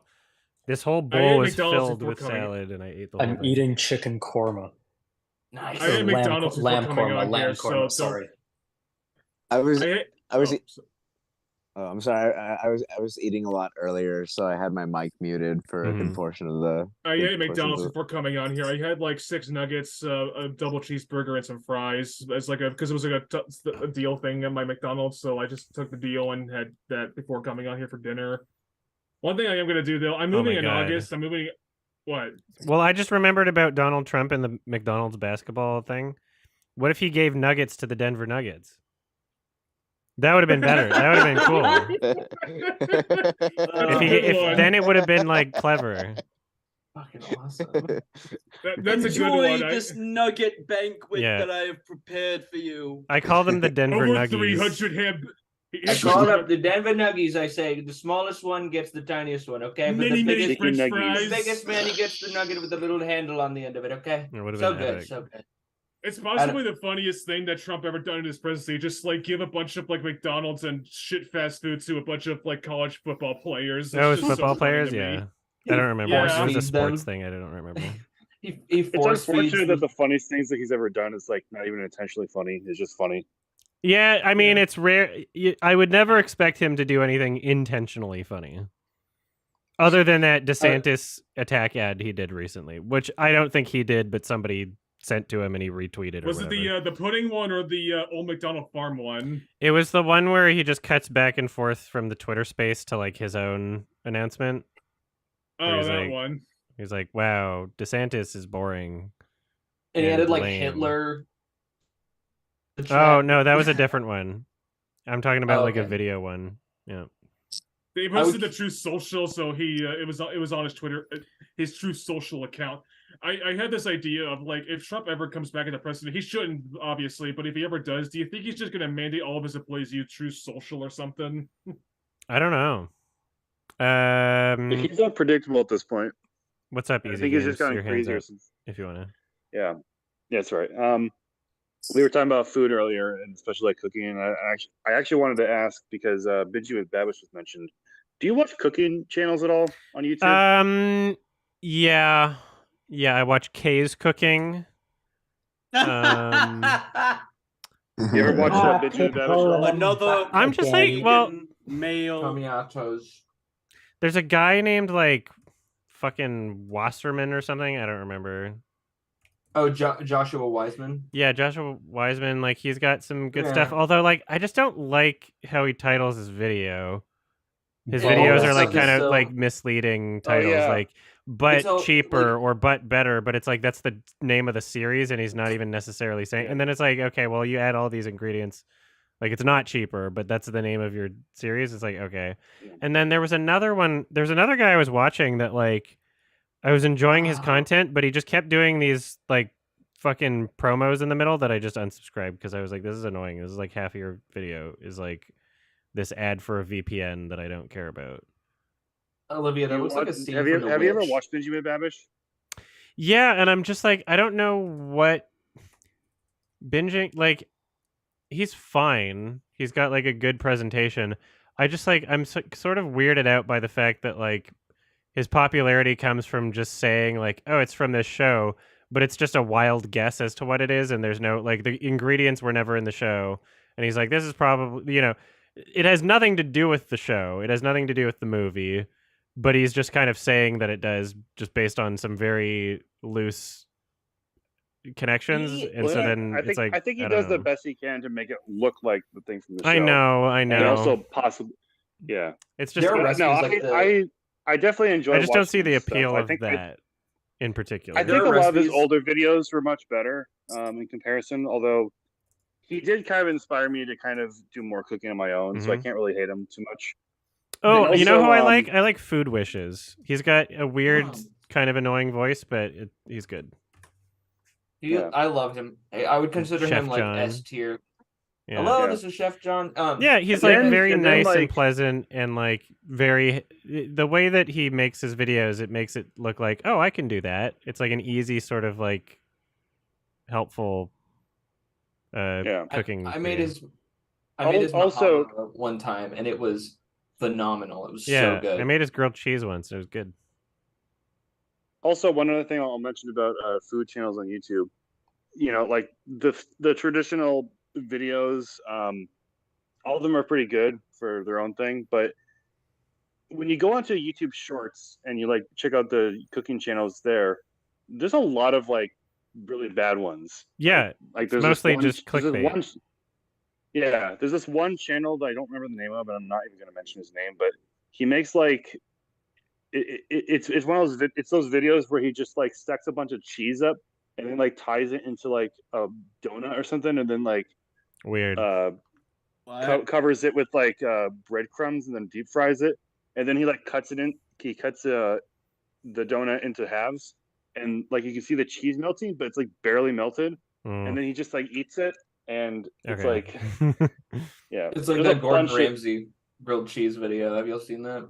Oh, that is very funny. That really shitty looking. That makes him look really bad. Yeah.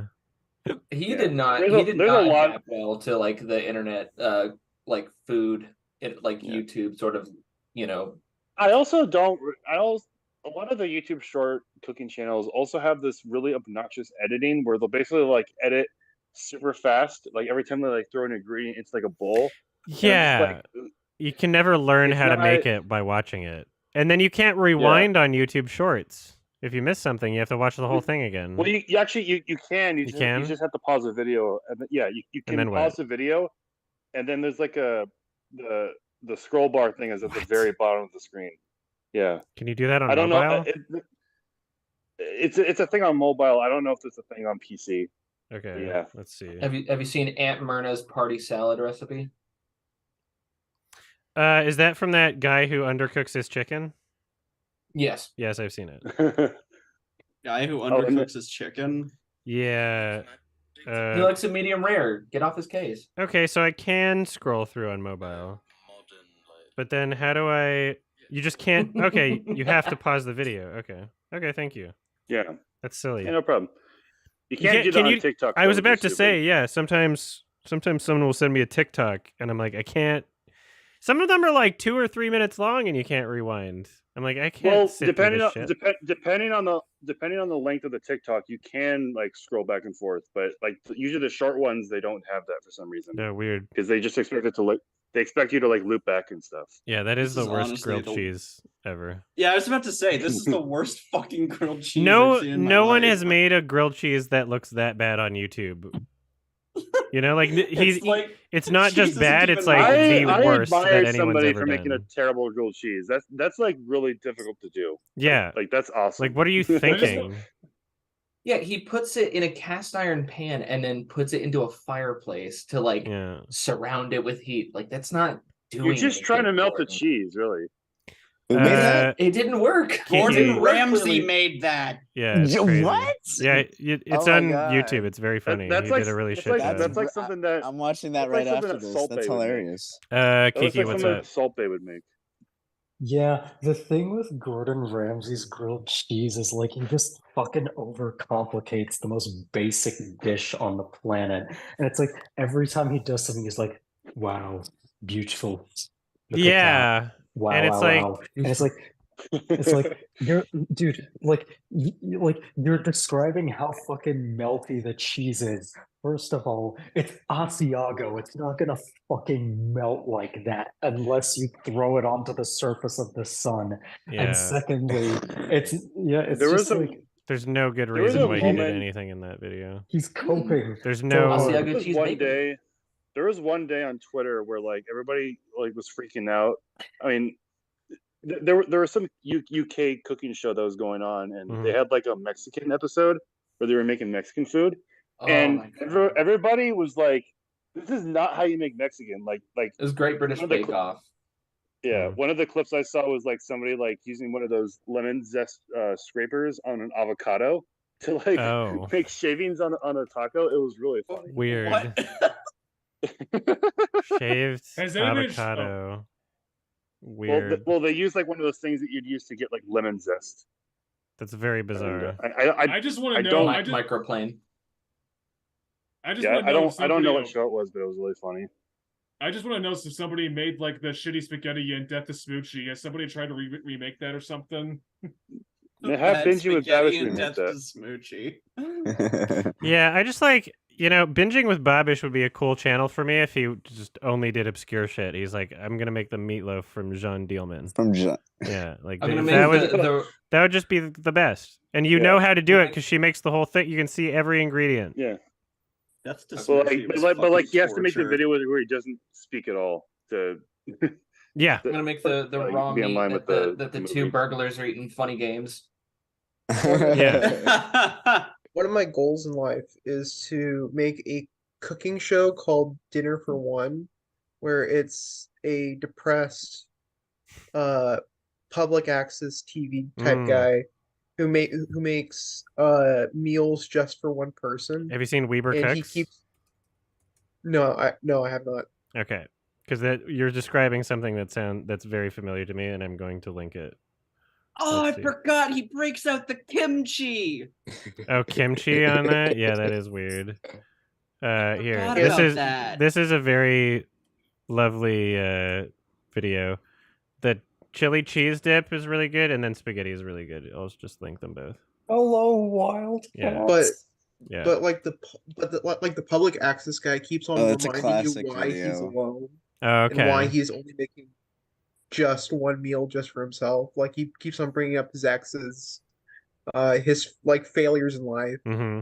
and it's like the most simple meals possible, and it just gets more progressively depressing as you watch it. That And sounds like what's a good comparison? Weber Cooks. There's like a okay, fair enough. I have to say, Internet Shaquille is a really good channel. It's more like it actually is kind of more like a home ec channel, but his videos are super short. He's like very upfront. Like when somebody sponsors him, he says this company has paid to be mentioned in this video. It's like he's very like not trying to hide anything. He's very transparent. Yeah, very transparent about his whole thing, and his like there's just he goes through a lot of different stuff that you wouldn't expect, and does some like recipes, but more often than not, it's like it's burnt. Like what kind of like knives you should get. Yeah, that because there's actually you can get stuff for your kitchen that would usually be at a restaurant like way cheaper. And it is more durable, and if you know how to take care of it, it's like it's good quality because it's gonna in the same way it would be used in a restaurant. Why is he? I'm sorry. Why is he using a rag to cool off the grilled cheese? What? I don't. He was like using it to. He's using the flipper thing to smush it, but it was too hot, and he wasn't smushing it enough because I don't think the cheese is melting enough because I don't think he understands how cheese works. Maybe. Well, the biggest problem I'm seeing is that the bread slices are too thick. They're too thick. The reason why the cheese isn't they're like burnt. Yeah, the reason why the cheese isn't melting is because the bread is too thick for the cheese to like get any heat. Yeah, it's like the wrong type of bread, the wrong type of cheese. Kimchi for no reason. For like, why would you do that? I like kimchi. I would never put it on a grilled cheese. Should I try? Like, what the hell? And then the cross section. Why even do the cross section? Looks so pathetic. Bad. Oh, beautiful. He was expecting a stretch to come out of that. Yeah, like what's your deal? What if I don't have a fireplace in my home? What do I do? It's funny because I remember I saw people joking about an article that said that like Gordon Ramsay's kids prefer mom's cooking, and it's like I think I can see why. That's funny. There's also that video of like it was a Thai restaurant and he was trying to make pad Thai, and the head chef was like, "You're a fucking numbskull." That's awesome. Yeah. What's up, at the very least, I Gordon Ramsay still makes some pretty interesting foods. At least, like he did a 10 million subscriber video. Yeah. Good. So I mean. He also taught me in that video that you have to toast the buns for making burgers because it helps like keep the juices from getting into the buns. Oh, that's a great video. That's a great video. He makes a good beef Wellington. He loves risotto.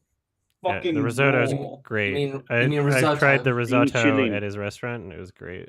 I remember enjoying it. Kiki, what's up?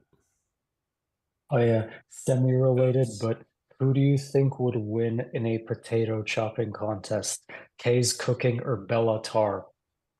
I would have to say Bella Tar. I don't know. The potato expert. Yeah, it would take them 3 hours though. Like all. Yeah, that's the thing. Who could do it faster? Not Bellatar. Top comment says, people making fun of Gordon for this don't understand how amazing he is. It takes so much skill and experience to burn a sandwich without even melting the cheese inside. That's very funny. impressive. I'm gonna pee real quick, and then I've gotta like get to editing after. So if anybody has any like final questions or comments, just like have your hand raised on the thing or whatever, and then I'll be right back. All right, I got plenty of. I really want to find what show that I'm trying to find. I want to find out like where that UK show was where they were trying to make like Mexican food and just failing miserably at it because I want to see like how bad it actually gets. It's Great British Bake Off. Okay, I'm like 90% sure. Great British Bake Off Mexican. Yeah. I'm pretty sure a Taco Bell in Mexico is just considered American food in that country or something. Yeah, that's not. I actually have. There's a taco shop down the street from me that's like they sell like Mexican street taco style, and that was the first time I had tripe or tripa, and I got it crunchy, and it was just divine. I think. Do you think Gael would eat that sandwich? Yes. Yes. Oh shit, we're being vored. It also, you know, it also is barely a grilled cheese either. I didn't know the resolution on that image was that huge.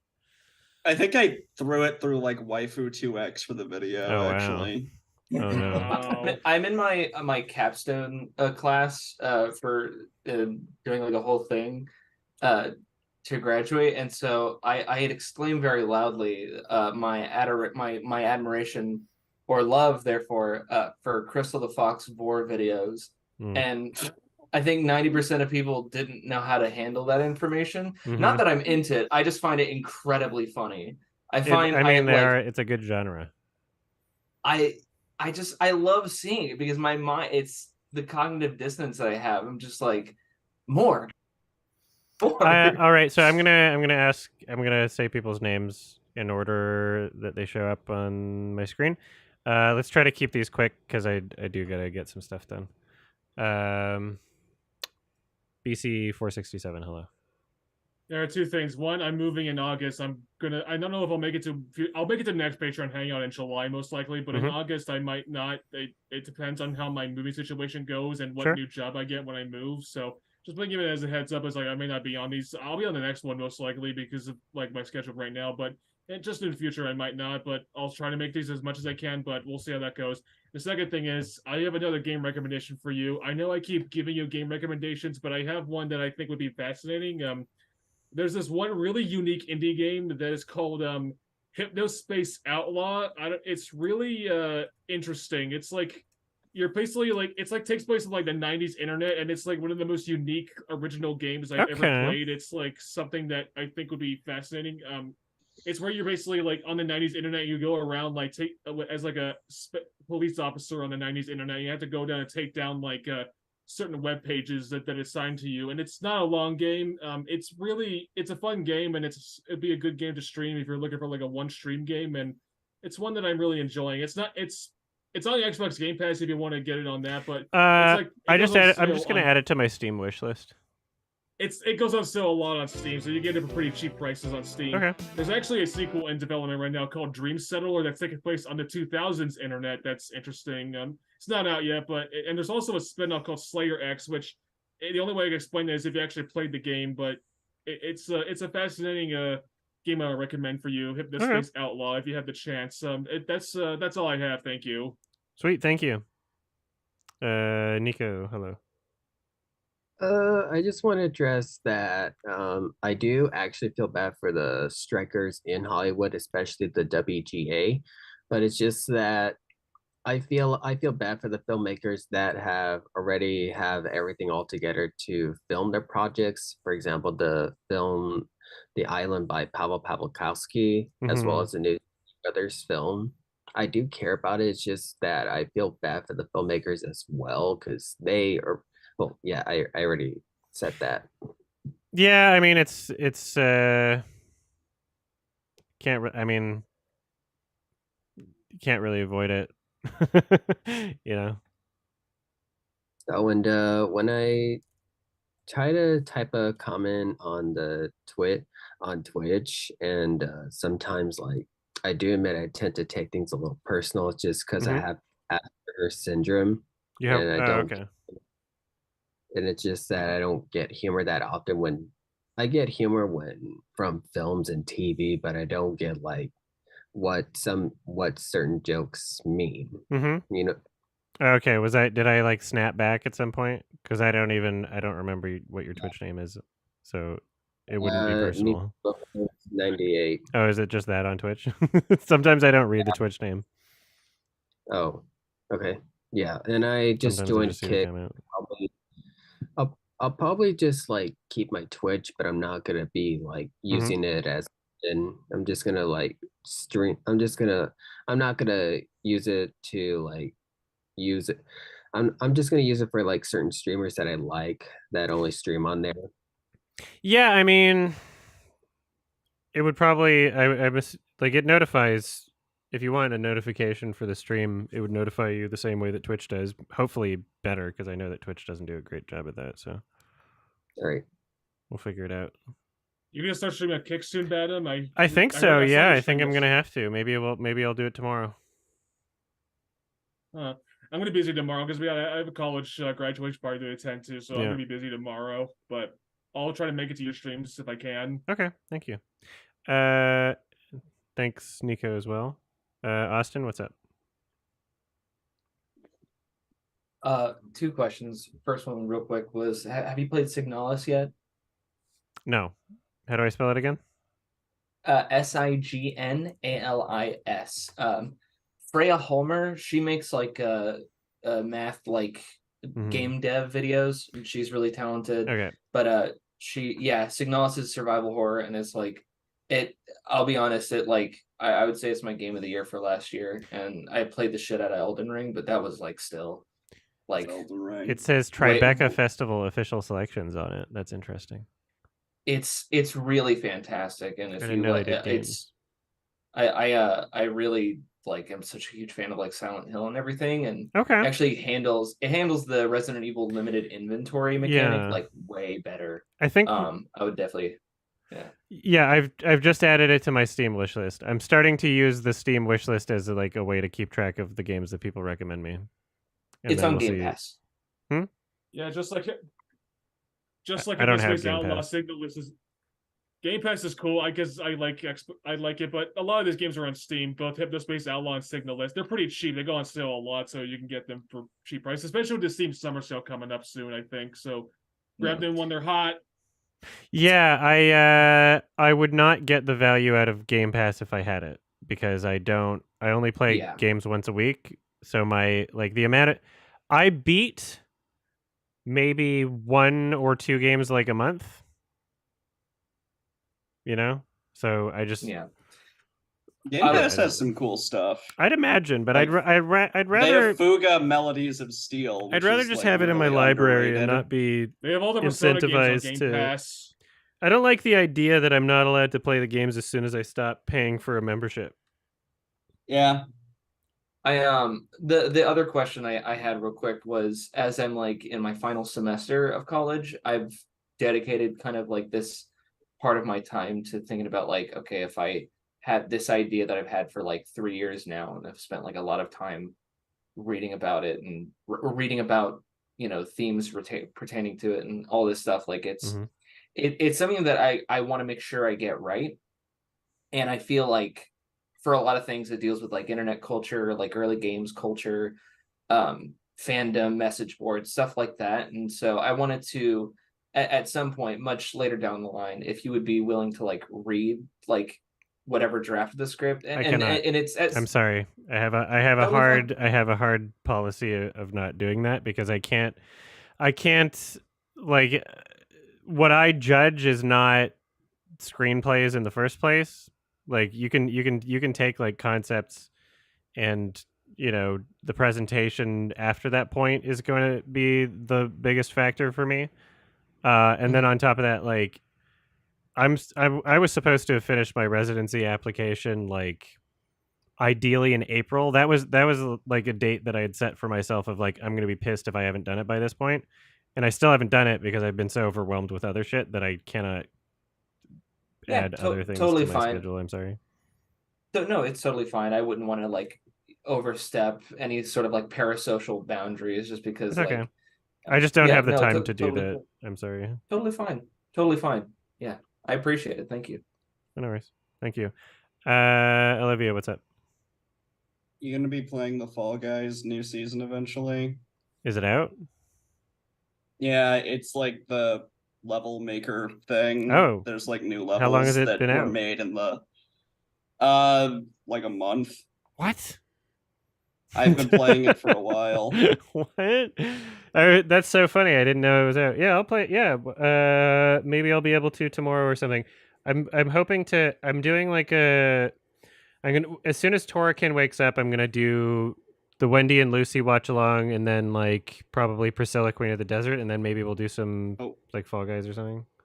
I need to make sure I still have my copy of Priscilla. Mm-hmm. Yeah, so that's the plan for tomorrow. Today, yeah, I've got the podcast to edit through, but I don't even know if I'm going to do that on stream because I'm going to see if it's at all possible to be like working on my residency application while I'm going over the podcast. So there's no point in streaming that because it's just a bunch of personal information. So we'll see if I'm streaming later today. I just don't know yet. I'm going to try and get that stuff done first and then maybe some other editing stuff. I don't know. And then Miguel? You are muted. Hello. Okay. Hey. Hi. Hey. Just I don't have a big question this week. I've just been thinking about the last 8 months and me graduating college, and I did one big project. I told you before, Bor Borderlands, and Oh I'm yeah. kind of aimless right now. I'm jumping job to job. I've been trying to contact, people in the film industry, and I just I know this is like you know nothing about me, but like I just Mhm. don't know what to do with my life. I don't know if I'm gonna get any big projects for a while. I don't know if I should move to a big city like Los Angeles or I should move to like Toronto. What was Right now I'm still in Texas. what was the part that you worked on again? Like what is your expertise? I'm just trying to remember. I was an office production assistant for the reshoots of that movie. Oh yeah. And So but like yeah. what's your I don't know, like what's your ideal Well, to be a director one day. I So think then if you directing have a bunch is of free time and don't know what to do, try to like direct something. It can be yeah. shitty. It can be like just starring yourself or whatever. Like it doesn't, if you have a fucking smartphone, you can make something. Yeah, of course. And even Yeah. if what you make is shit, the experience to learn from is more valuable than not doing it. Of I feel like course. I learned a lot just by doing, Should I move to like a big city? Like I'm here in Dallas, but there's uh uh nothing going on. In my opinion, there could be stuff, but I've heard people doing the push to Los Angeles, and I've heard horror stories about it. So. Oh, I found out season 4 of Fall Guys came out on May the 10th. Okay. I mean that's something that you'd have to figure. I am not going to tell you whether or not you should move to another city. Oh yeah, of course. Yeah, but I'm not. Yeah, I'm not going to base my decision off of no offense, but somebody if you have the if you have the safety nets to be able to try it and then just go back if it doesn't work, then why not? Is my opinion. If it's not like, but if you're struggling financially and you're putting all and it's like your last. If don't set yourself up in a situation where if it doesn't work out, you're fucked. But if you can set yourself up in a situation where you have options and you can try it and see how it goes, maybe just go there for like 6 months or whatever. And if you don't find a job by the end of it, you're still okay because you have enough money saved up or you have, family that can help out or something, then I don't see why not. If that's where your passions are, you might have a good experience with it. You might not, but it's a learning experience either way. Okay, I appreciate it. No problem. Thank you. Kiki, what's up? Yeah, I have a couple quick things. So the first one is, do you have any tips for soundproofing? Like, my condo has kind of thin walls. I want to just be able to play some music without, Play music on a speaker?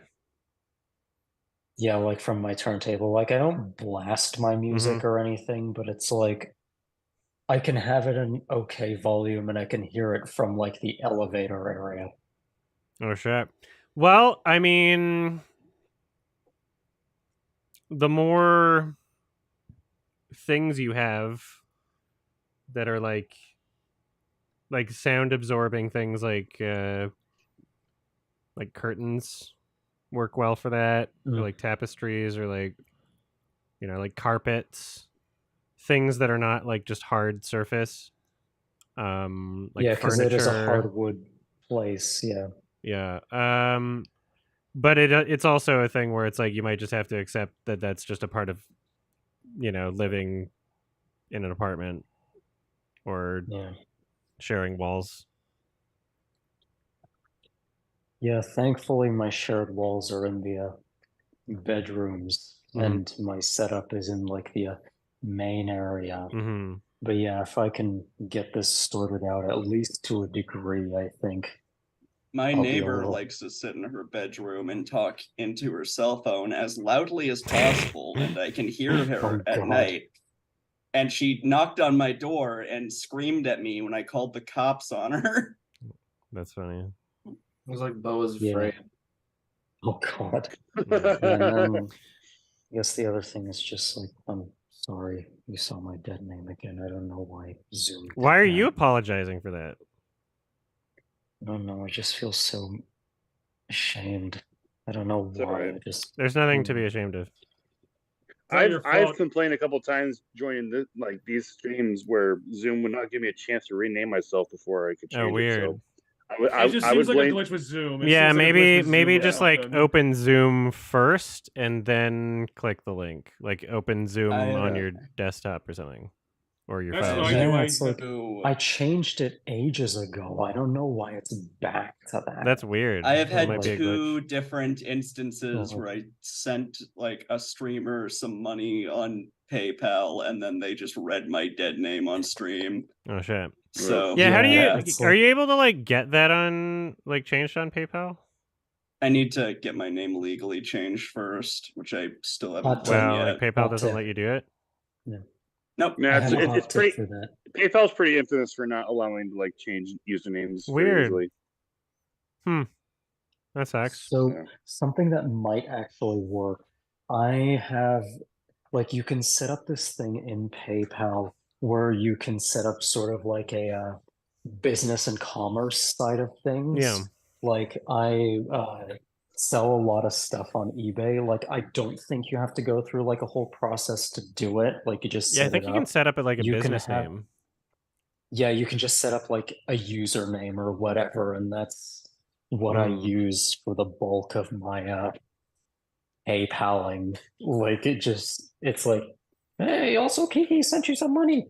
Yeah, it's like it just makes things a hell of a fucking lot easier. That's really weird. So, like you'd think so. Like on Stream, like I haven't done this shit, but on like Stream Labs or Stream Elements or whatever the thing that is used to make the fucking browser source Twitch notifications or whatever, like those things, like it doesn't let you pick the thing, or they just decided to read it out because they got a notification from the PayPal thing. Olivia, I was kind of just curious about. Sorry, what? Like, does it not like that wasn't done through like Stream Elements or anything? It was just like a direct PayPal thing, and they just decided to read the name. Yeah, it was a direct PayPal thing. Oh, weird. One of the people was not the streamer, but rather the guest. Okay, yeah, weird. Because I've like I get like PayPal donations sometimes, and I've always just considered that to not be a thing. Like if they don't, like I've never read that out on stream because I don't know what information's like personal. So it's kind of weird to hear that other people are doing that. I've always just considered that like a don't do that thing. Huh. All right. Easy games. I got 2 things I'll mention. I'll try to keep them pretty brief. Have you seen anything with that new Lord of the Rings game, Gollum? Yes. He saw the benchmark test. Okay. And I guess how does Gael think of it? He's been busy this month. I haven't even talked to him about it at all. He's not even home right now. Okay. I want to see how he'll react. Maybe to I'll that. bug him about it. I don't know what he would have to say that's not just what everybody else is already saying. Like I don't know if he would have anything to add to it. I don't think he's about to play it. I don't think he's about to install the game. Adam, you were one of the playtesters, right? You were like in on the ground floor of that game, right? No. and then I guess the other thing I'll mention real quick is do you have Nintendo Switch Online? No. Okay, because they recently put Kirby's Tilt and Tumble on the Game Boy Online thing. Does it function the same? Yeah, like you can use the switches My to God. use gyro. They've preserved Tilt and Tumble in a way that fucking pirates could not. That's insane. Well, there's emulators where you can like do that, but yeah. Yeah, I like, bet like maybe actually cool. on the Steam Deck they could, because that has like the thing, right? Like the motion. That's interesting. On the emulator, wow. I love Good job, Nintendo. But yeah, if you good job. Yeah, but if you are interested in playing that maybe on stream, you'll need to buy a So I mentioned this in the previous Hangout, but they have two different online services, or I guess subscription packages. There's the one, I forget the price of it, which is just like giving you basic online, and then allows you to play like NES, SNES, and Game Boy games. And then there's another one that's a bit more expensive, which I believe is like $60 a month or something like that. It's $50 a year, not $50 a month. Adam, I sent you a Telegram message about and then that one contains what I was talking about. Yeah, and then that one contains N64 games, Genesis games, and what was the other one? Game Boy Advance games.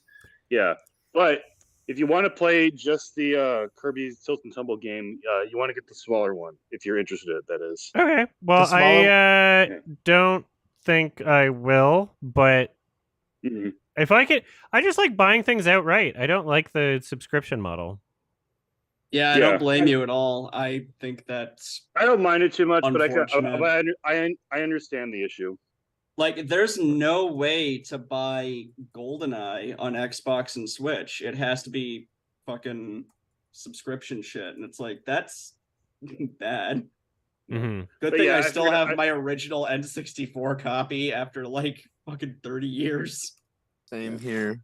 But yeah, I figured I'd mention it because I know you have mentioned that you liked Kirby Tilt and Tumble, and I thought you might find that cool. Yeah. Yeah, I do like. Fun fact, my dad played so much GoldenEye, we had to buy a second N64 so I could play games. That's funny. Oh, hell yeah. Adam, I really quick, because I have to go. Go for it. Super shortly. Yes. I found this shirt finally. Oh, awesome. That's dope. Yeah, cool. Anyways, have a good one. You have a good one. God bless. Mwah. Yeah. Travis, what's up? Just wanted to quickly ask, what are some cooking channels that you would recommend for like someone who's just getting into cooking? I mentioned before, fucking Chef John Food Wishes. He's like really helpful, and his meals are like really unpretentious and not like complicated. Like he makes like good tasting shit that is like simple and not like Food Wishes is my go-to for anyone who's like actually wanting to make what they're seeing on the screen. Okay, very cool. Yeah, he makes things Now, like really simple to understand. Now, can you recommend a channel that is pretentious for cooking? I don't know. Gordon Ramsay. Yeah, right. Salt Bay. After that fucking sandwich, Gordon Ramsay. I mean, there's one called Cooking Haru, Haru, like I guess the Beast Stars character or whatever. But yeah, they do a bunch of like weird Korean stuff that looks really interesting that I've never tried making, but looks really good, but also like really probably bad for you. Like a lot of it's like really sugary and stuff, but it looks like it's almost a lot of it seems in the same vein as like Korean street food stuff. It looks good. But yeah, they've had some good ideas with like making like kind of like potato, like pasta that like add a potato and starch and stuff, I guess. Like they have some cool stuff. But yeah, I would say Food Wishes is like a good go-to for cooking stuff. Awesome. Awesome. Well, thank you so much. Yeah. As a person that doesn't cook, by the way, I'm like, I've only made a couple things. I'm not a cook. But I feel like Food Wishes is good either way. I order DoorDash like every day. I hate cooking. Yeah. My roommates are cooking a lot, so it's very nice that I can just get in on their. I have no roommates. Get in on their meals. I actually recreated one of Benjamin Babish's videos, or like one of his dishes in one of his videos. It's one of the very early ones he's ever done on his channel. It was from a movie called Big Night called Timpano, which is like a huge like pasta bake that has like meatballs, pasta, sauce, hard-boiled eggs, salami. It was insane, and I thought it turned out pretty good. The way that I made it, it was required a lot of prep time, but I just wanted to do it once because I thought it was interesting, and yeah, it's something that I think was good to do at least once in my life, but probably never again. Okay, sweet. But just to say that you did it. That was it, Travis. Correct? Well, just or you have another quick recommendation. Since we were on the topic of the strike earlier, I recently watched the 1925 silent film called Strike for film school recently. Okay. And I feel like that's one like a silent film that that still like kind of holds up and it's still enjoyable. Yeah, Sergei. For sure. Okay. He's a good director, I think. Sweet. It's on my watch list. Cool. All right. Cool. Yeah, so I don't know if I'm going to be streaming today at all, but I will be tomorrow, and I'll maybe I'll try stream. I don't know what the fuck's going on. I might be on Kick, but I'll because we're doing a watch along thing tomorrow, so I'll at least be on the YouTube. I'll figure out if I'm going to be doing it on Twitch or not, but we'll see. Yeah, I might stream today. I don't know. Kick.com/YMS if anybody hasn't followed that yet. And then there's also got Pizza Tower on Sunday, right? Pizza Tower on Sunday, yes. Yeah. Okay. How far through the game am I? Does anybody know? I like halfway through. Pretty far through. You're over halfway through. You got the golf level, and then there's like 2 more floors, then you're done. Okay, cool. They ran Pizza Tower at SGDQ, by the way. Yeah. That was like one of the runs. I didn't watch that one. I went home early because my foot was hurting. Okay. All right, thanks to everybody for hanging out. I'll see you next month. Bye, guys. Quick question. One more thing, Travis. KIK. Travis, you have one more thing. What? Oh no, I didn't have one more. Oh, I don't know why. So my did hand's somebody so else say red. they had? I just had a question. Is it right. spelled KIK for kick? KICK. Okay, thanks. The action of kicking. Yeah. All right. All right. Thank you so much. Thank you so much.